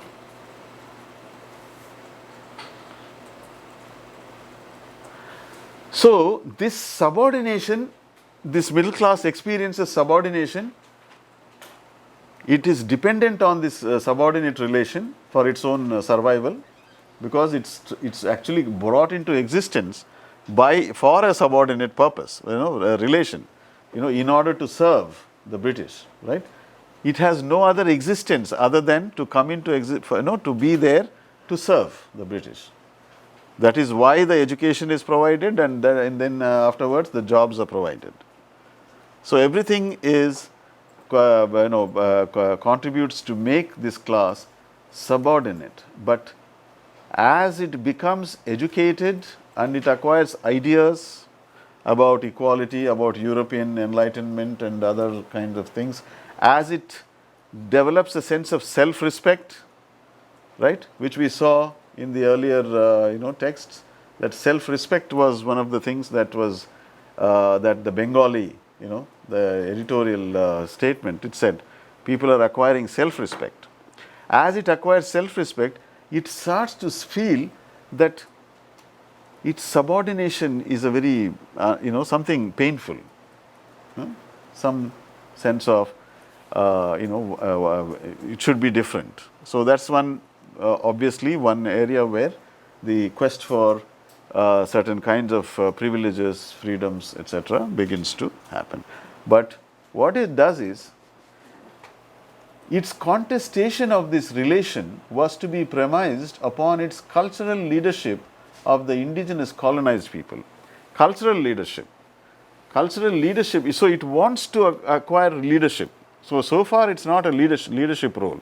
It is a mediating role. Right? So the British say, you people, you get trained, you become Englishmen in intellect and so on, and then we will give you some jobs and you do those jobs. You interact with the people because you are part of that. You are also Indians like them, but they don't know anything. We can't deal directly with them. So you are our representatives. We pay you and you do the job. So it's not a leadership position. It's a mediating position. But because of this experience of subordination as a painful thing, they are now trying to get out of that. And in order to do that, they are trying to turn themselves into the cultural leaders of these people, saying, we are not just mediating, we are not just here to mediate, we are also the people who will lead these people. We will represent them. So it's another kind of relation that is emerging, right, from that. So they want to install, put into place a hegemonic project, right? That's what. So now Partha Chatterjee then goes into one interesting anecdotal passage. What is this passage? There is this man called Keshav Chandra Sen. He is a Brahmo. The Brahmo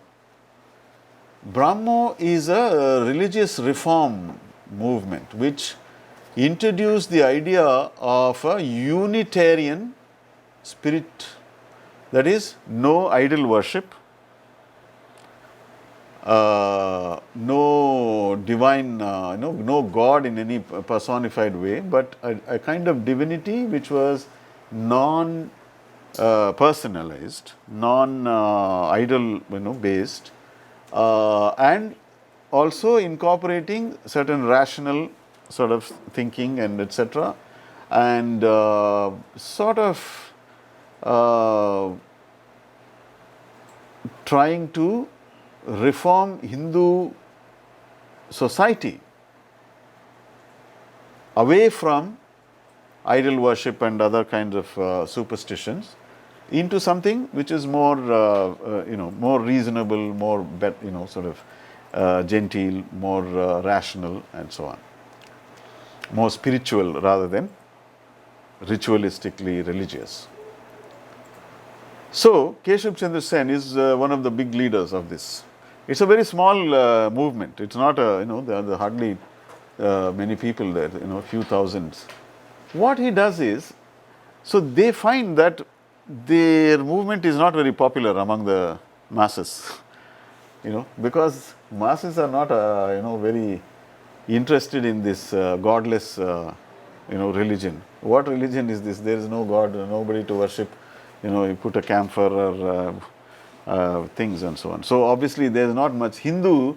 The Hindu population is not attracted by this.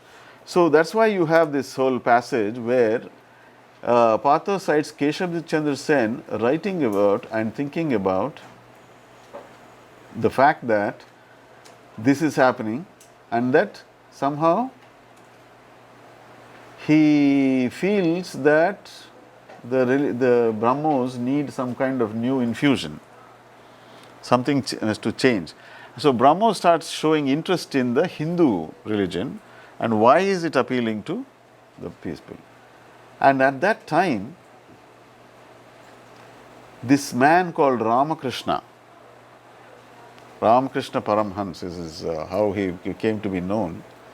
He was one of these simple men who was wearing a langot like Gandhi, in terms of dress, barely just wearing one loin cloth and something on his on his shoulder, and very simple person, but who had a lot of philosophical things to say, But his philosophy was not a high register philosophy. not abstract philosophy full of concepts, but a kind of earthy, rural, rustic kind of philosophy. So one day, so the anecdote is that one day Ramakrishna went to Keshav Chandra Sen's house and said, I believe you have discovered some new god. I want to know more about it.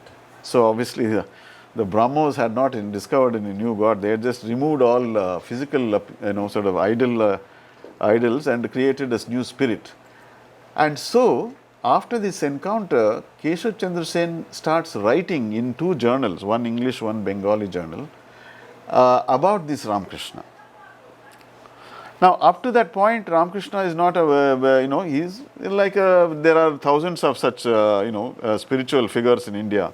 They go around, some rich people will call them home, they'll sit in the home and they'll give some, blessings and wisdom and so on.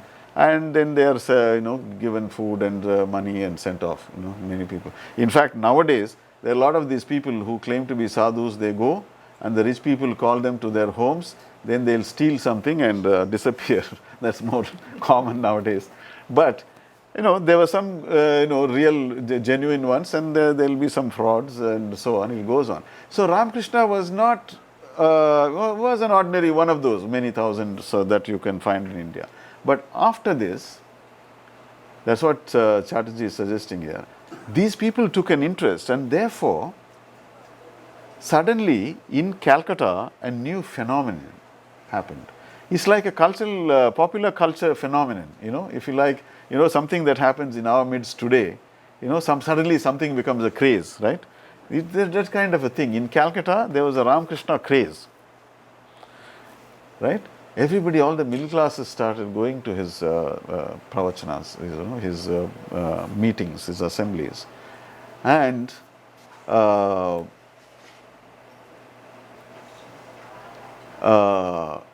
so what he is then suggesting is that most of the fame that Ramakrishna acquired was after this. And in fact, the person who wrote his biography, this Sharadananda, is actually somebody who read about Ramakrishna in this magazine. So he was not an original disciple. So these are all middle class people who become disciples of this person who represents everything that they are not. They speak a very, the middle class of Calcutta speaks a standardized Bengali, already it's standardized.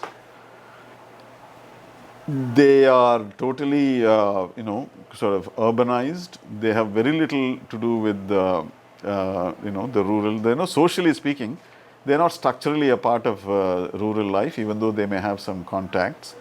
They are anglicized. They are well versed in the knowledge of the world. They have read widely. They are urbane. They are sophisticated. And philosophically also they are very much, Calcutta society in the 19th century was that's very small but extremely well read and capable of discussing the latest developments in the intellectual domain all over the world. So they were very up to date. So suddenly they pick up this person. So when we talked about Gandhi earlier, when in the question, this is again, you have to, in a way, genealogical kind of way, you have to again, make a backward reference to these figures also. Ramakrishna is very much a figure in a smaller, localized way, that here is a relation between this class and this figure. We talked about how, Nehru and Gandhi, and then this civil society and Anna Hazare, right? This is what is a recurring thing. So as a if you want to sort of symptomatically analyze this phenomenon, you need to do these things, duality, and you'll see that how duality plays out in this. What is this duality? What is this idea that there is a lack here and this person can somehow fill that lack, right? So they are all they are all very much disappointed with their own totally urbanized, rational lives. and they find this person somehow, satisfying certain needs that they seem to feel, some lack they seem to fill, right? Now, what he is saying about this Leela Prasanga, which is the biography, right? After that, we will come to Ramakrishna Kathamrita, which is what he is going to take up again. Now, Leela Prasanga is written by this man called Shardananda. The Shardananda is not his real name. This is a typical name acquired by spiritual, gurus. But this person is actually one of those middle class people of Calcutta. Very well educated, rational, etc. And typically such people would write modern biographies. They would not write, see, there are two types of biographies in India, roughly speaking. One is the lives of the great people, miracles, saints. You say, when so and so was a child, a snake came and blessed the child and said, and everybody knew that he was going to grow up into a great person, right? That's the one kind of biography you write, a mythical biography full of miracles and so on, right? That's typical traditional biography. Whereas the modern sensibility, which was expanding in 19th century, wants to tries to write a more rational, more historically oriented biography. So actually, Partha gives the example of Bankim Chandra. Bankim Chandra Chatterjee takes the figure of Krishna. Krishna is a god, but so Ramakrishna is the real name, or because it is a compound name of Krishna in Rama? Yeah, but it's his name. It is created. It's his, yeah, but Real that's name or its real name. Yeah. so real name was Krishna.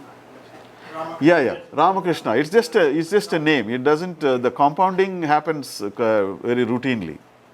No, but he gives a counter example that this other intellectual, Bankim Chandra, who is also a very rationalistic, enlightened kind of figure, who writes about Krishna, who is the god Krishna, in a historical way.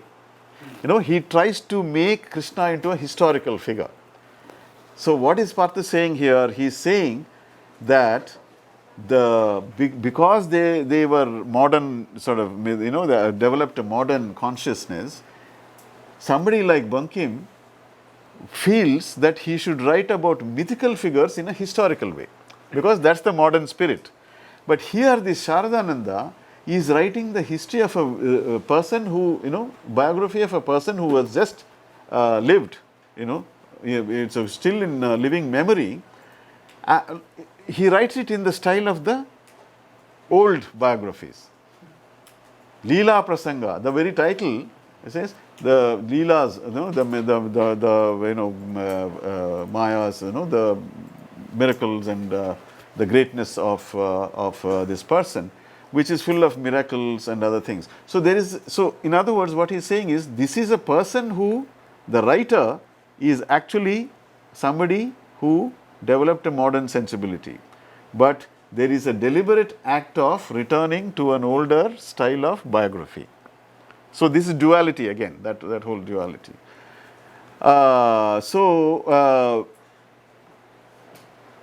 Emphasizing the spirituality of Indian culture. So this theme becomes now established. That is, West is materialistic; they are only interested in all the pleasures and profit and so on. East is spiritual, and so somebody like Ramakrishna is a typical example of the kind of spiritual figure whom the East produces in large numbers, but the West doesn't have, and so on. This kind of narrative, right? That's it. Now, when you come to this next text, again written similarly by somebody who was a middle class disciple of Ramakrishna, which is Ramakrishna Kathamrita. That is what Ramakrishna said. His a collection of sayings by the master. He was called the master. Now, Partha Chatterjee is giving a certain analysis of this, which is brings out something. very important, which is, first of all, he says there is a stylistic peculiarity to be commented on, which has already been by another historian called Sumit Sarkar, but he elaborates on that, which is that this text is written in two idioms, in fact three. First of all, the Bengali is partly very rustic idiom and a standardized idiom. So Ramakrishna typically speaks in the rustic idiom, and then the writing has that Bengali of the standardized form. In addition to that, the text is full of English quotations, English words, English phrases, and even references to Max Muller and other Western writers and philosophical categories. So, you can imagine the text is a text which claims to be written in Bengali and is supposed to be the compendium of sayings of Ramakrishna, the spiritual leader, spiritual guru. But it is mixed up, First of all, the educated standardized Bengali, which is spoken by people like the writer, the middle class followers, that also is there. And the kind of language that Ramakrishna speaks, the guru, that's there. And in addition, there is the English language interspersed all over the place, giving you a whole set of references to Western philosophy, ideas, etc., and trying to commensurate, these two realms. Saying, for instance, he gives you one or two examples of such things here. On page 103, at the end of that first paragraph, for instance, he says, he keeps, when Ramakrishna says, ek duer par, means beyond ones and twos, which is a very, very colloquial, very simple, unadorned way of saying something, right? Meaning, somebody has attained a state which is beyond ones and twos, beyond calculation, beyond everyday accounting. So it's. But the Mahendranath, who is the one who is doing this, he gives a footnote. He says, the absolute as distinguished from the relative. So he is in effect translating Ramakrishna's very simple rustic kind of wisdom into the terminology of English, Anglican, Anglo whatever, American or analytical philosophy, absolute and relative. The next sentence, a section entitled Perception of the Infinite, has a footnote saying, compare discussion about the order of perception of the infinite and of the finite in Max Muller's Hibbert lectures and Gifford lectures. Right? So he's putting Ramakrishna in a particular discursive framework. Ramakrishna himself was illiterate. He was one of those genuinely rustic wise men, spiritual fellows, who had many things to say, very interesting things to say, and but it was a kind of what he said was more by way of a practical wisdom which he imparted, and he would often speak brusquely, very rough, hey, don't do that, why are you doing that, like that, so he's not somebody who developed an elaborate abstract discourse and talked in that. So the editor is sort of placing him in a particular context. Now, what does this mean?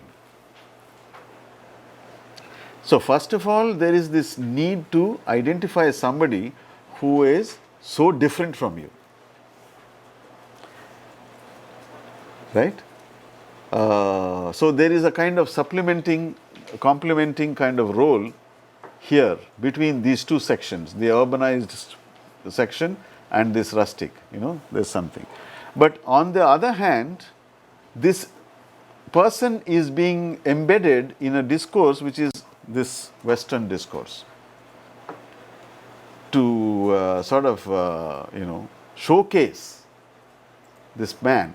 So you are at the same time functioning, behaving as a disciple and interpreter to the West.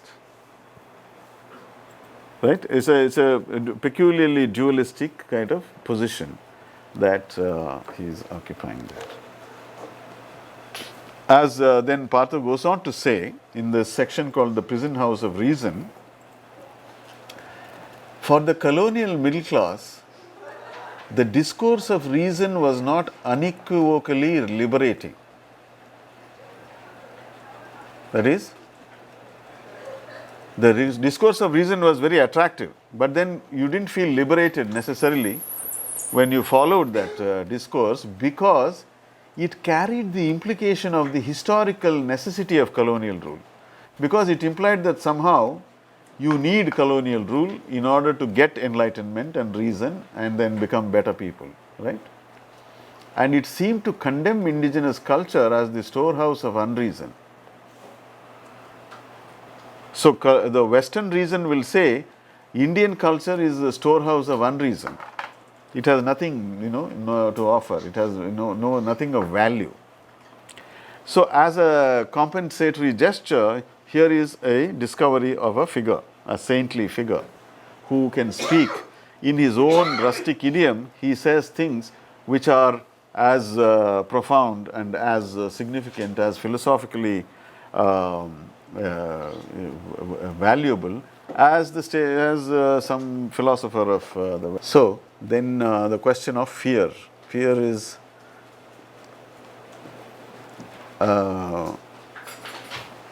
the fact that the colonized live in fear constantly, which is illustrated by that play in which the Englishmen scare the native middle class people.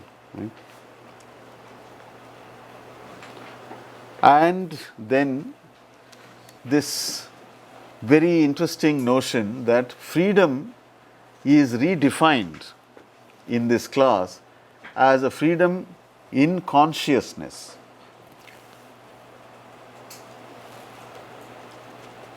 A freedom in consciousness. It is very interestingly contrasts with the whole idea of Kantian idea of being free. How freedom has to be a public kind of freedom, right? That kind of an idea. Here it is a freedom in consciousness. That is, in your own mind, you should be free. In yourself, you be free. So, for instance, as this passage goes on to say, the British used to make fun of the Bengali as effeminate, not masculine. So, one of Ramakrishna's disciples, Swami Vivekananda, is known for inventing a kind of Hindu masculinity. So it was paradoxical that he was a disciple of this figure who was completely a feminized kind of figure, Ramakrishna, but he propagated masculinity, a masculinized form of Hindu thought and action. And women are first of all seen as people who are seductresses who might draw you into a world of material interests only, right? And therefore you have to keep yourself separate from them. But at the same time, you don't have to renounce them. You have to live with them in the family. You also live with your, this colonial master, but you are free. So this is a new freedom. In other words, it's a very interesting idea of freedom which is generated by these conditions that prevailed in the 19th century. What is this idea? That obviously you are not free in your everyday life. You are constantly humiliated, you are shown your place, you are told that you are inferior and that there is nothing of value, etc. So that you can't change. So you become free in your head. You detach yourself from all of these things, right? This is how he defines freedom. So he says, for instance, Ramakrishna tells, according to this book, Kathamrita, he says, the world becomes a foreign land. Yes, 108. one of the quotations, the first quotation, master, second line, the world becomes a foreign land, a land where one comes to work. Just as one's home is in the village, Calcutta is only a place where one works. You see how it's reinforcing this separation of the family and the home from the public domain. So the public domain is treated as a purely like a foreign country. It's not part of your essential life. It's something else. It belongs to somebody. You have no place there. You don't have any interest there. All you need to do by going there is to work, get money and come back. Right? And when you come home, there is your wife and your children. And they will try to say, I want this, I want that, go and get more money, buy this thing and so on. So they are also interested in, pushing you back into that. So this whole picture which Ramakrishna, the discourses that he is giving is teaching this person, this male colonized, educated Babu who works for the British and who hates himself for working for the British, to acquire some degree of freedom from all of these things by redefining freedom as something individual, something in yourself. So you neutralize, you say that the public domain is not for you, it's just for getting the money, right? Can you explain Babu? Babu the third. Babu, yeah. Explain. Yeah, Babu is Babu has many meanings, according to different regions. In Bengal, Babu is this person, this educated civil society person who has some, high social standing, who is looked up to, respected, and so on. Elderly. Generally, it's called elderly people are called Babus, but also the specific class of people who are colonial bureaucracy and other people, right? The magistrate, Babus. Babu, In between means foreign forces and the domestic forces. Babu is playing the double role. Babu is in the middle. Yes, yeah. With foreign. Yeah. So Ramakrishna is trying to provide some psychic relief for this Babu who is caught, as it were, and he is describing it as a particular way. Actually, I want to add something because Babu, as you mentioned, Babu is not only someone who is serving to the British, and also he was also constantly demoralized by these intellectuals. There was a lot of intellectuals. They were denouncing these things as Babu. Babu class means those people who are actually pseudo kind of they're imitating British and they want to impose this kind of British education and formalities. Even there's satires, plays, dramas. They are showing instead of God, they're worshipping Queen Victoria or something like that. So that is someone is Babu, and Babu is completely. They are also representing the middle class. Whereas the intellectuals, they are also a part of the middle class, but they were completely saying we are not Babu, but they are criticizing the Babu as being Babu. So these Babu were also being a part of the devotees of Ramakrishna, where the intellectuals are also going. So Babu is also there. Even Babus are the intellectual. I mean, that's the same class, isn't but it? they also have a clash. So some people, obviously, Babu can have a positive and a negative resonance. We're saying, you make fun of them because in this play, which I sort of skipped because I thought we should. Ghosh's play, yeah. So those are the people, the Babus are the ones who would be having the party, but then they have to run away. And also the Babus are respectable people, which include all the professions, the intellectuals, everybody. But obviously everybody doesn't behave in the same way. So there are those who maintain their dignity and those who don't, or whatever, right? In Bengal, we address a respectable person with Babu. Right. That is the general class. Elderlies, yeah. But not for the low class people. You cannot say a low class people means a peasant or artisan or whatever. You cannot say them to Babu. Yeah. It's traditional. The education is Educated people. On the other hand, it's a very bad word you call somebody a brown Babu. Brown Sahib. Brown side. Brown. But Yeah. Babu always like gives you some sort of respect, like whenever you are addressing some Babu, some elderly person, or maybe a respected person or educated person. So that is like both. Everyone use that, but still, like people call other people okay Babu, some Babu to introduce, like Mister.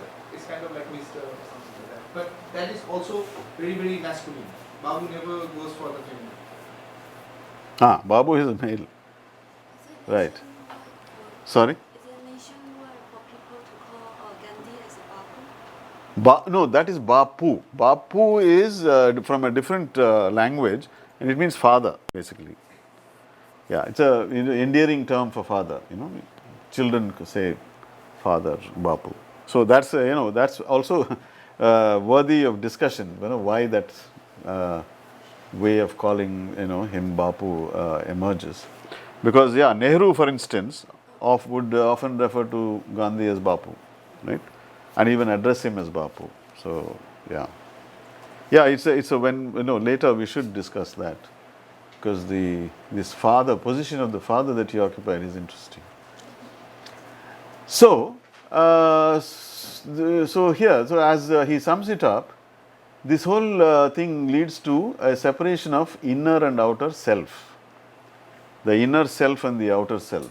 So the outer self is subject to all kinds of colonial subordination and other miseries of life, whereas the inner self can be free.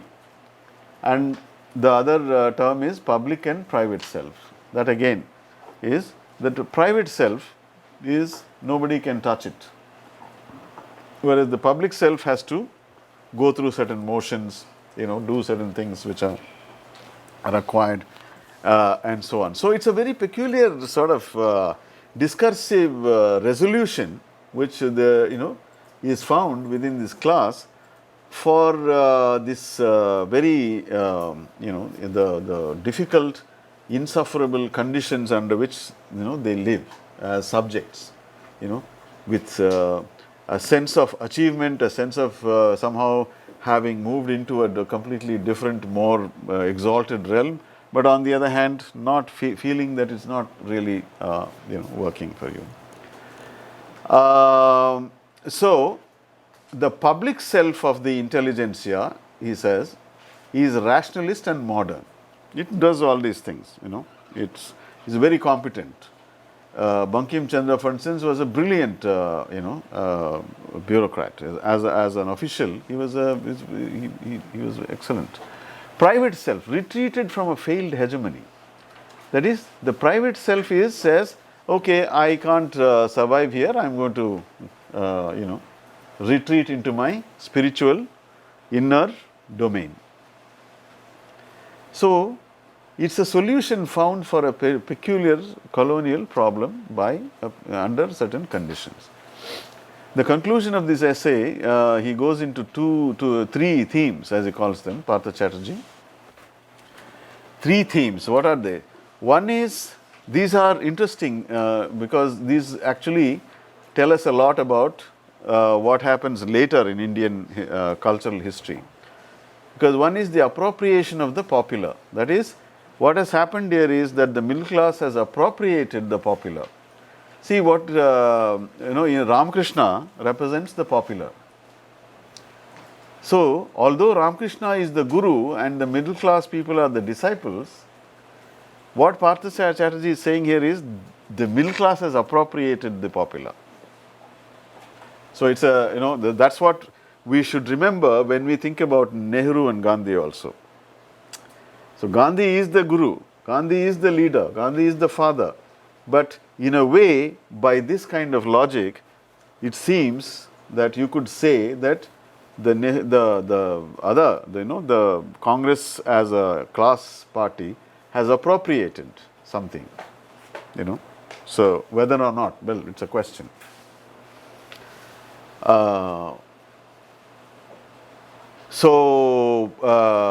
The popular becomes timeless, consists of timeless truths, and the popular is also a gendered category, that is feminine, and so somehow not a very powerful agency, more receptive rather than active, and so on. Various types of meanings are imposed upon this popular.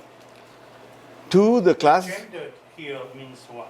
feminized. Feminine. Yeah. Then the classicization of tradition, that is taking everything from the past, including all kinds of Hinduism and Buddhism and Jainism and Bhakti movements, etc., and turning them into the classical of Indian tradition.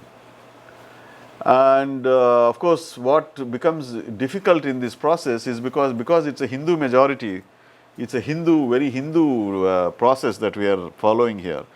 So what they find most difficult is they can't incorporate the history of Mughal rule, Muslim rule into this sense of the past.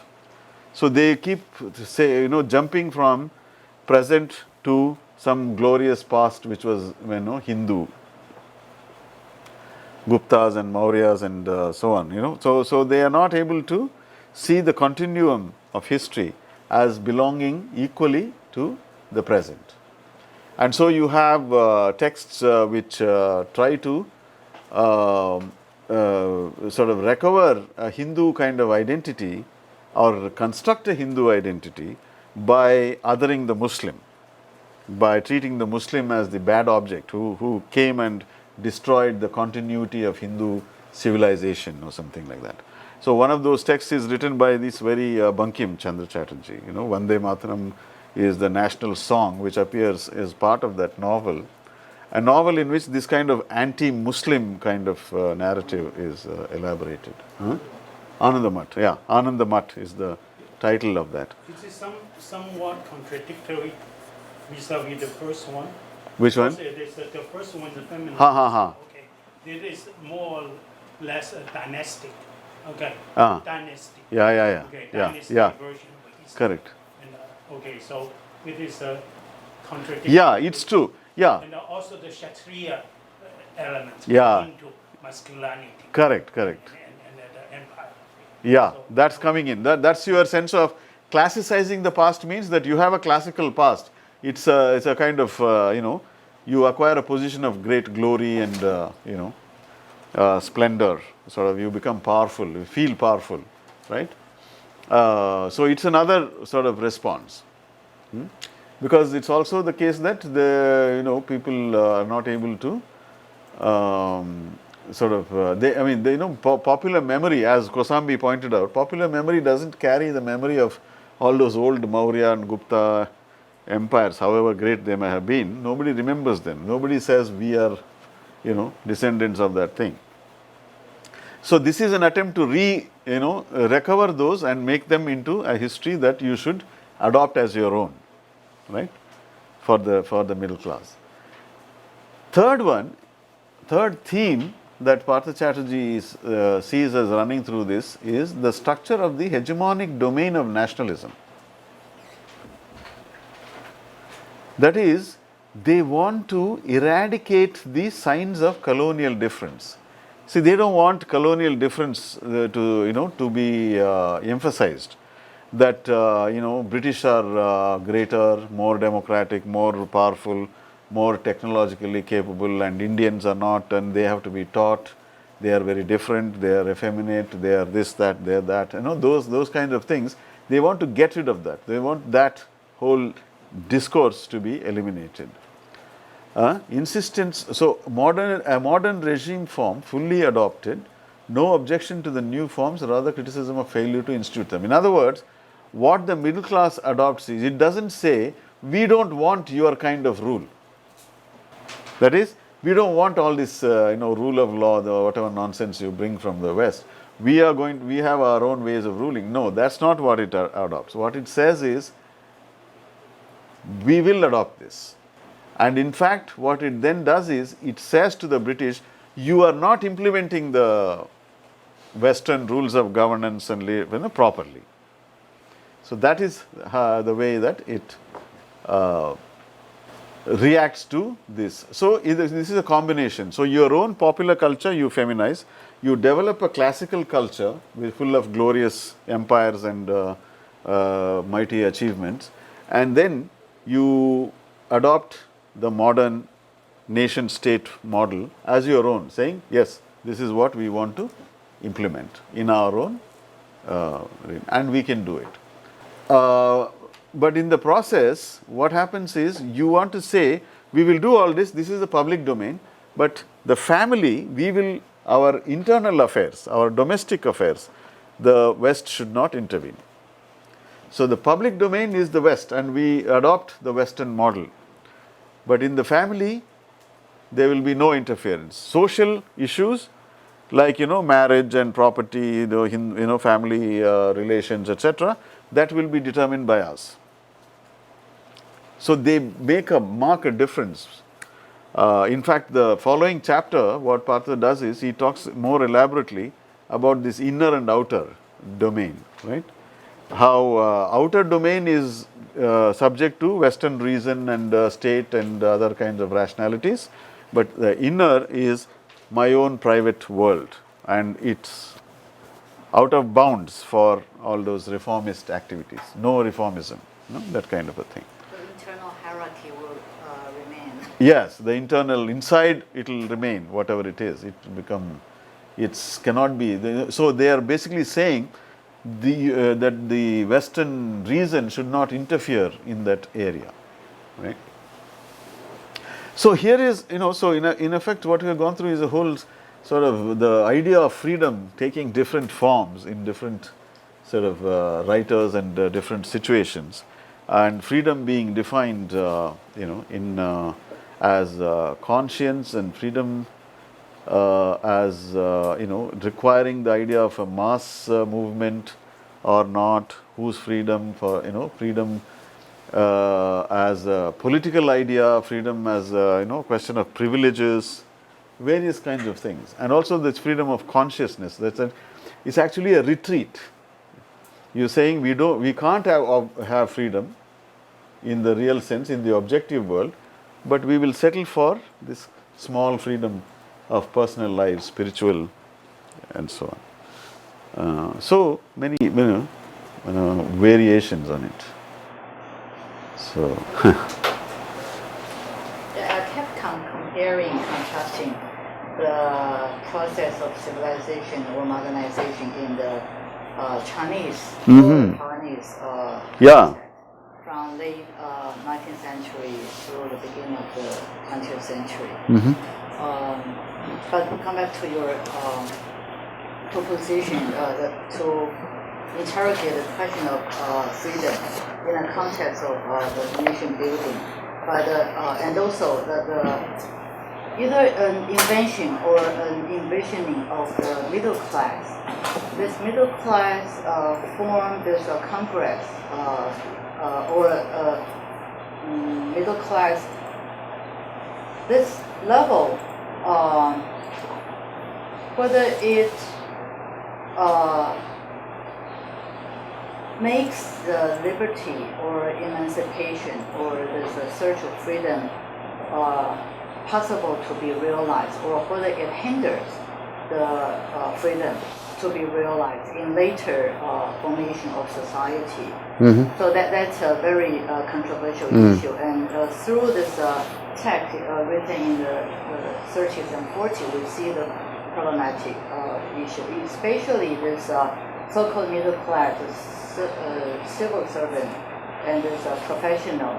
They exclude, for example, Muslims or those people from lower class who do not have the chance to receive education, and the rules and social orders would be established by these people. So that is, and also this rationalization or this order, social order, could follow this process of modernization, but this internal, either it's caste or it's domestic hierarchical relation between genders or social classes will remain the same. Yeah, that's so.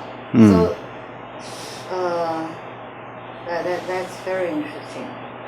But so in the first class you discuss this idea, this ID or this name that's created in this process, whether that paved the way for liberation or whether that actually laid the ground to inhibit the realization of liberation. That's the question that has to be asked constantly. Concerning the question of shame, that's interesting. Yeah. But before that, I would want to say too that this question of the representative of the nation, the Congress, who could speak for the people, that really is a tricky issue because in very early, like 1908 or 7, Chinese intellectuals also pointed out that the question of the Congress or this government or this juridical constitution or this representative of the nation is actually an inheritance of the feudal system because they were elected because of their local power, whatever power. Yes. So that's a reinforcement of the given power structure. So that's problematic. But in terms of the shame, it's when I read this Taiwanese literary text in the Japanese colonial period, it's also very clear. The sense of being not a complete man. Okay, to stress its masculinity or the completeness as a man has to be conformed with so-called Japanese and adopt pure accent, pure language. So there's a phrase that Japanese language is a spiritual blood, and when we adopt it, acquire it, then we can transform ourselves spiritually and also become a complete man. So the sense of being shameful or debased about himself or being not complete, that's a phrase, or the blood not being pure, we have to cleanse the blood. And the blood is diseased. Okay. So That's a whole figurative images that could be found here and there in the text. And in order to become a complete man, then we have to either adopt the Japanese way, immerse into it, and change the household interior design and adopt the Japanese style entirely, and in dress, in language, and everything. Even the mother who could not speak Japanese would not be allowed to enter the living room to receive a guest, honorable guest. So this internal hierarchical ordering was established by this so-called new that's But So it seemed to be really interesting because that precisely seemed to see the entire difference rather than similarity, right? And because it's certainly a very unusual set of metaphors. The purity, blood, and the notion of shame appear in the text is precisely the feeling at our long submission to the alien rule. Yeah. Right? So in other words, there is a tremendous pride to be sort of the non-alien side. Yes? So in the sense there is something to be shamed because we're ruled by rather than admiring. But then here, so this is how do we contrast the condition of difference, right? And even the very, I think it's Fred also said this, it's really quite interesting, the notion of middle class. I don't know how much is problematized, has been problematized in our context, right? Yeah. But why is it the notion of the middle class, at least, figure, a big deal, and become the agent in a way, formulating the, if I may, nationalist agenda, right? in the sense that I try to, in the Indian, I think it's very, very, in a way, very, very different. And especially the last point that you're making, because Prasad was analyzing, this is the colonial period, colonial Bengali. Yeah. Bengali. Yeah. I mean, to play the game, not the game like the whatever English modern would be the outside, but the true self. Yes, it's inside. Which is the caste and everything else, religion in my home ground, right? Yeah. So that part still mine. Yeah. No touch, right? But are you? This is the part I don't quite understand. That's problematic, right? No, this is what he. Yeah, I know. It's during the colonial period, not now.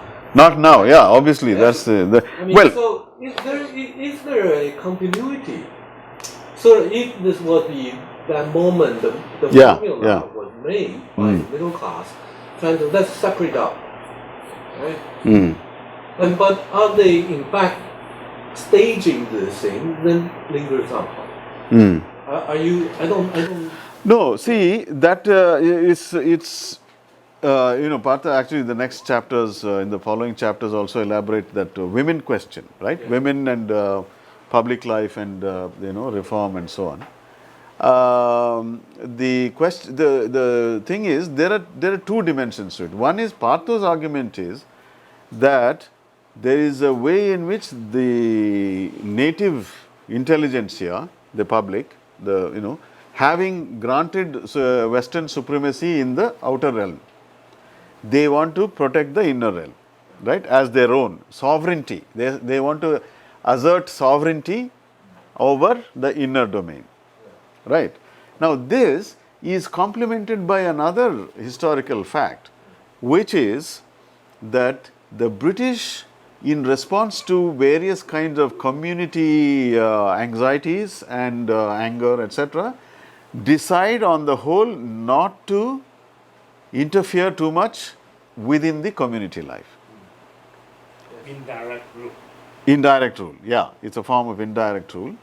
So that they don't, so all those early days of, British colonialism and even before the colonial proper, that whole idea of, reform, changing, saving the woman from the sati fire and, interfering and changing everything and dismissing Hindu, all these things from a Christian point of view or from an enlightened point of view, all that they sort of pulled back, right? So there are these so two different sort of logics are in operation. So the thing is, what Partha is describing is in a sense a kind of psychic internal resolution for the Bhadralok or the whatever the term is, the intelligentsia, of its own very contradictory existence, right? So, in other words, it seems to indicate a kind of adaptation of this self to the given conditions while retaining some sense of mastery of something. Right, so it mirrors that other thing, that is the community. The community says we will look after our own issues, and as far as that is concerned, the middle class is not necessary there. You see, this is the thing. It's not just the in Calcutta there is a middle class which is making this argument, but in other communities which don't have a middle class, they are also making the same argument. That you don't come inside and interfere with our spiritual lives, private lives, and emotional lives and family life and so on.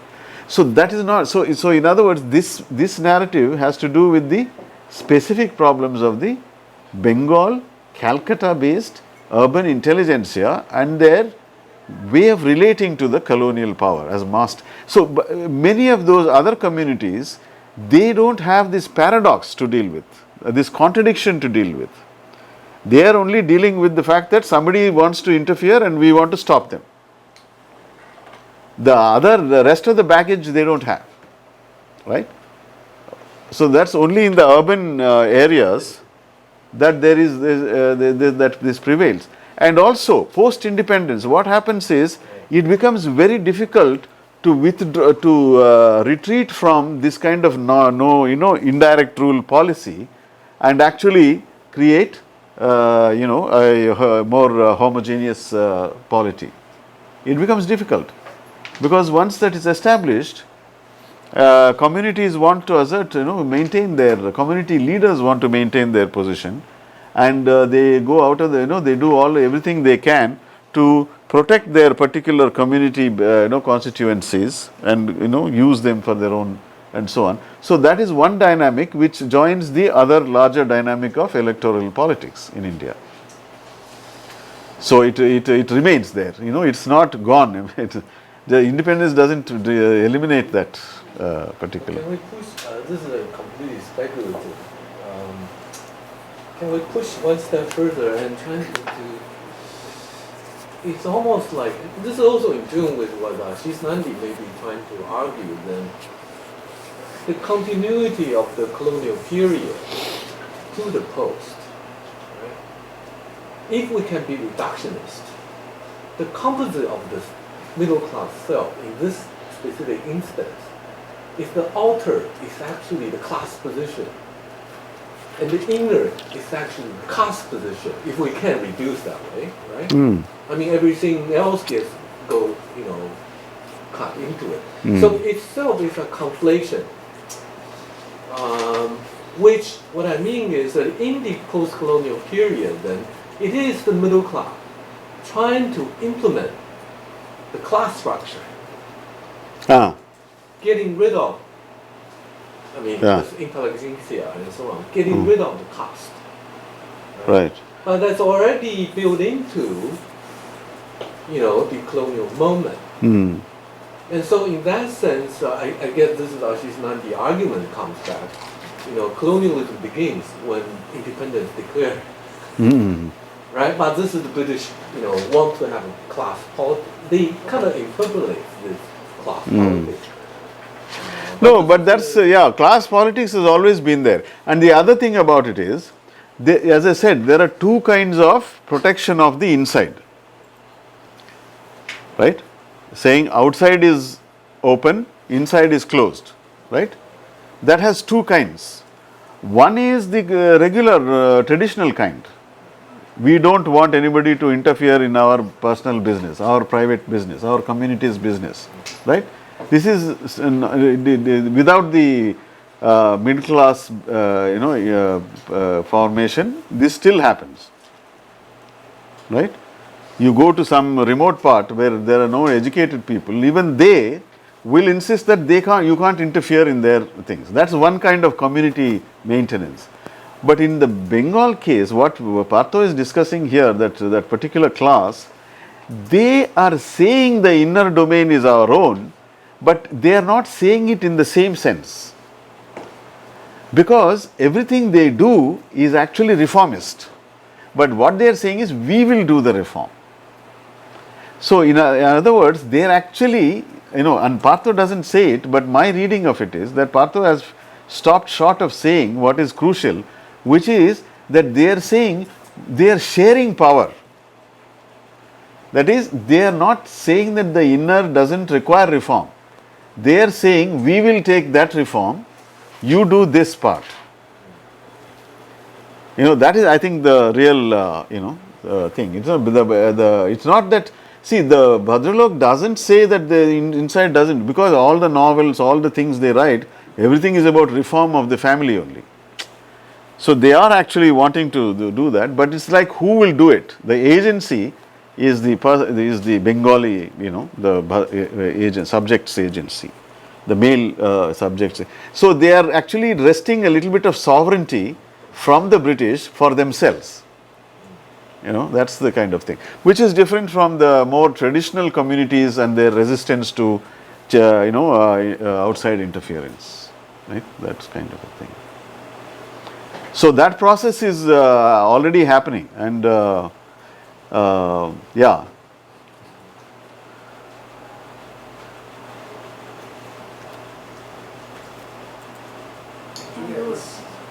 was wanting to add like that, especially in Bengal, because Bengal from the my point of view, one of the very crucial aspect of the whole British colonial rule in India.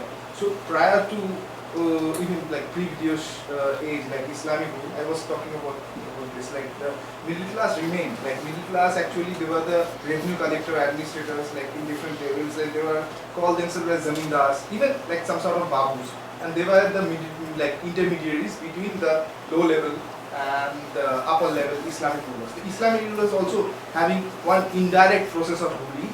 They are not involving in that type of matter unless and there is one process that through that they are governing, that is the Islamic preachers.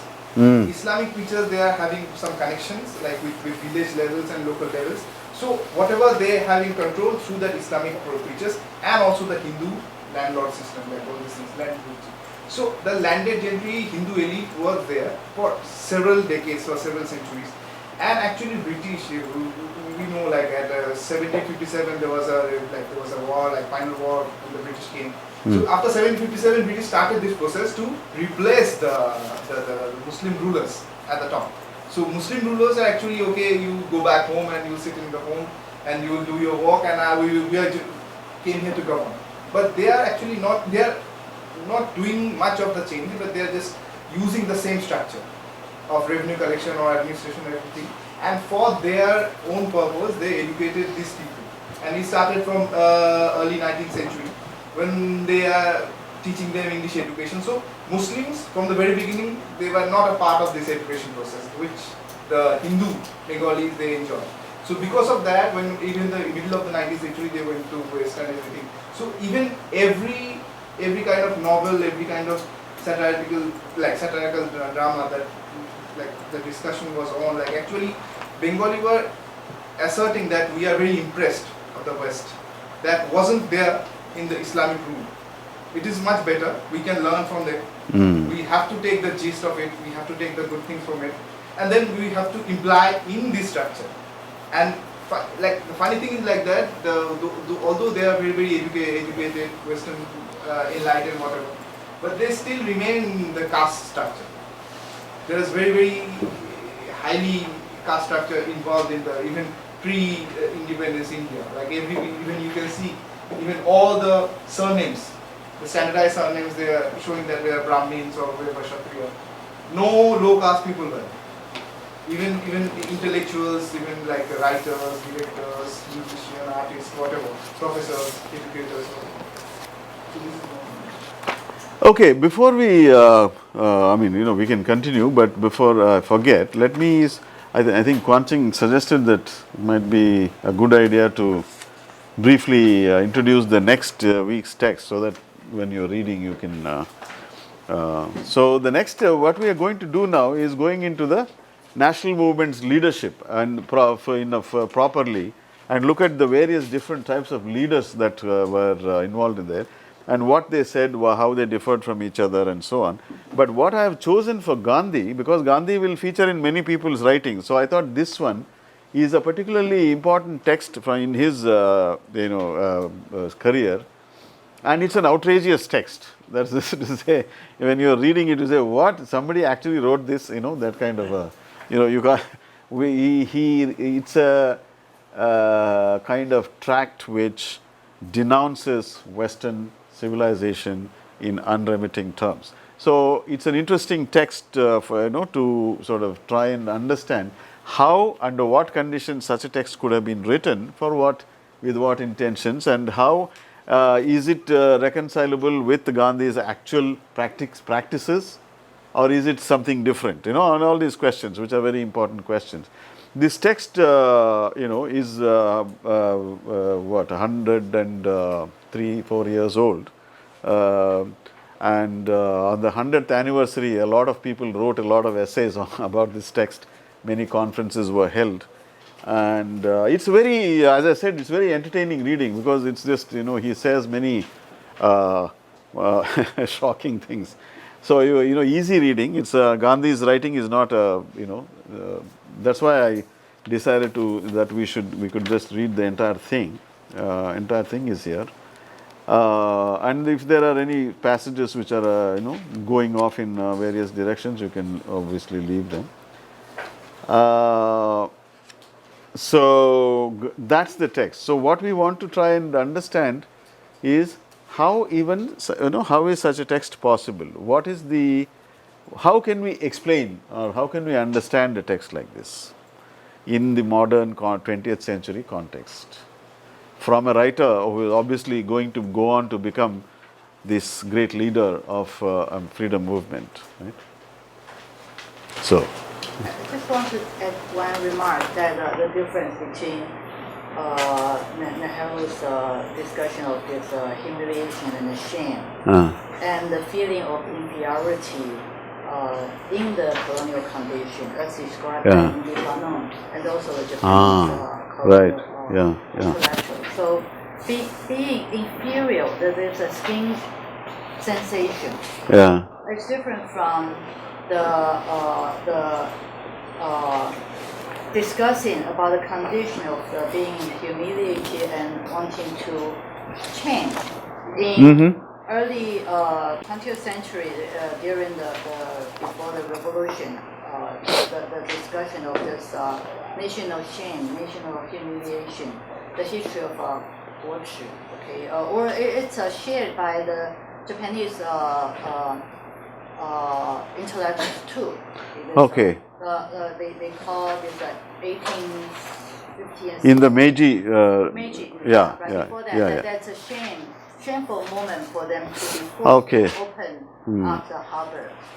And the same discursive mode was carried on in this lynching intellectual, so that revolution is a must.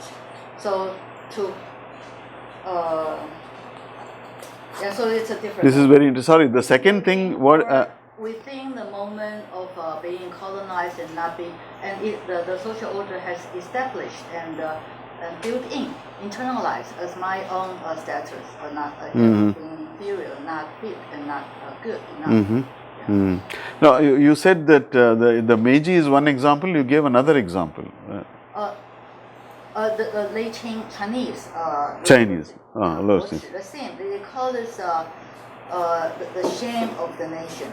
But again, Madhava, can you clarify this point? Actually, when Nehru suggested, it seemed to be Gandhi at this moment was doing something completely new. Yeah, yeah. To pick out the notion of shame. To actually create, to bring about shame. Yeah, to make you feel ashamed. Yeah. Right. So, in other words, prior to Gandhi's emergence, there was no this played out. Notion of national shame. So, no, this is what I think you were earlier saying. It's more like feeling inferior and. It's different mode. Yeah. Different moment, historical moment, when like people like Liang Qitao, they want to interpolate people's feeling of shame, so that they want to become a modern and national, civilized, civil servant.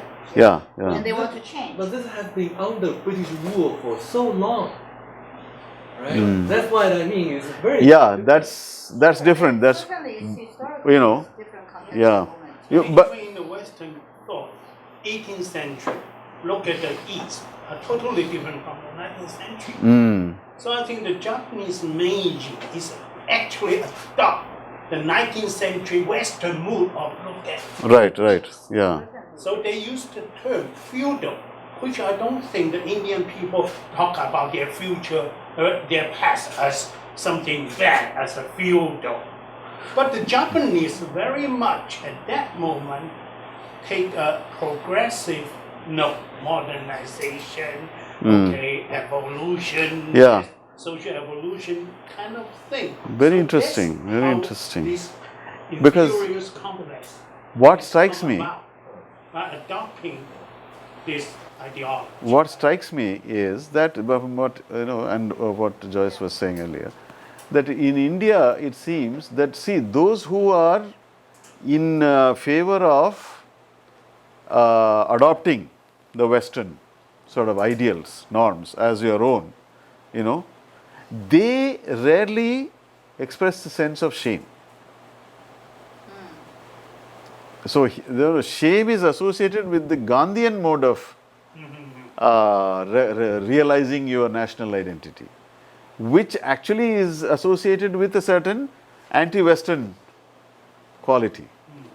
So it's like a different sense of shame, it seems, you know. Whereas the other ones who are actually pushing a modern agenda, they are not greatly, animated by a sense of shame. Whereas both the Chinese and the Japanese examples that you just gave seem to be that it's a shame you suddenly recognize as a result of the as a consequence of which is modernization, the thrust, the drive to modernize, right? So shame is driving modernization.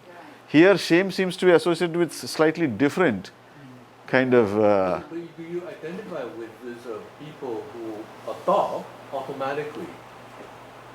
I mean, how do we explain that in contrast, right?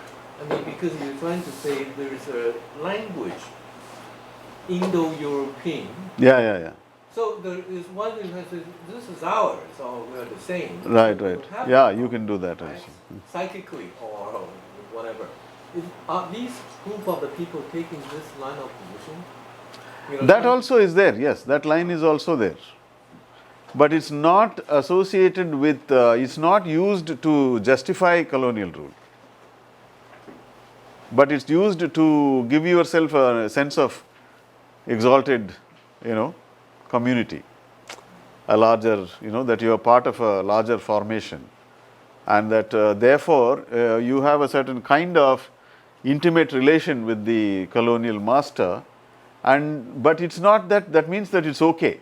It means that it's still a problem. So it becomes all the more a problem that you are insisting on ruling me, since we are from the same root, right? So that also is there. Some strands of thinking on that. And the tricky part of this HSC, the double layer of this, because they have a different target audience at the same time. Acquiring this mode of language, addressing to certain audience, but this audience may be their local audience too, who has been educated, familiarized with this Western knowledge and discipline of philosophy. So they want to address their own people through this, so that they feel familiar. So yes, it's interesting, yeah. But that's the same to Chinese intellectuals in the early modernization too. They use Confucian terms, but expressing this Western political economy, so that it can be naturalized. This is very fascinating. I think that these two examples have given me. I cannot imagine how this frustration, sense of frustration, was taken before the notion of national shame appeared, or defined and claimed by Gandhi. Because Frustration. before that, There was bound to be a lot of Yeah. The No. white, it must be taken That as is there. invaders. It Huh? couldn't be as part of the invaders. Yeah, no, but that's where the approach is to show the British that they are being contradictory, that they are violating their own principles by saying that they are un-British rule, that kind of a phrase. So it's different, and it's more like what you are saying is feeling inferior but helplessly going on with it, resentful. Shame is also there, but it's suppressed, it's not expressed. You don't say, my God, I am ashamed, and therefore act, like shame as a spur to action. It's not like that, but it's a secretly, resentfully experienced humiliation, which leads to all kinds of, measures like the Ramakrishna. Ramakrishna is a very much a solution to that kind of a repressed kind of atmosphere. Can we say that the Ramakrishna's solution, if it was kind of an escapist and sort of. Yes, indeed. I think, you are absolutely right. Yeah. So, but it's, it's escapist, but in some way it maintains the structure. It is designed to maintain and for you to live with where the existing without bothering about it. And also, in a large extent, it was under the sort of probably unarticulated British consent for this sort of delicate balance. Because the British decided, well, it's enough for us to, Yeah. to educate you all. That's too much of a burden. Exactly. Yeah. Sure. No, that's well. There is a whole history of education which is also interesting, and it goes into various kinds of arguments, and that's where the regions begin to show themselves. Because once the language of education comes into question at school level, where British are trying to establish schooling all over India, so it becomes a new kind of, that's a whole other story, very complicated. But in terms of social issues like family, right?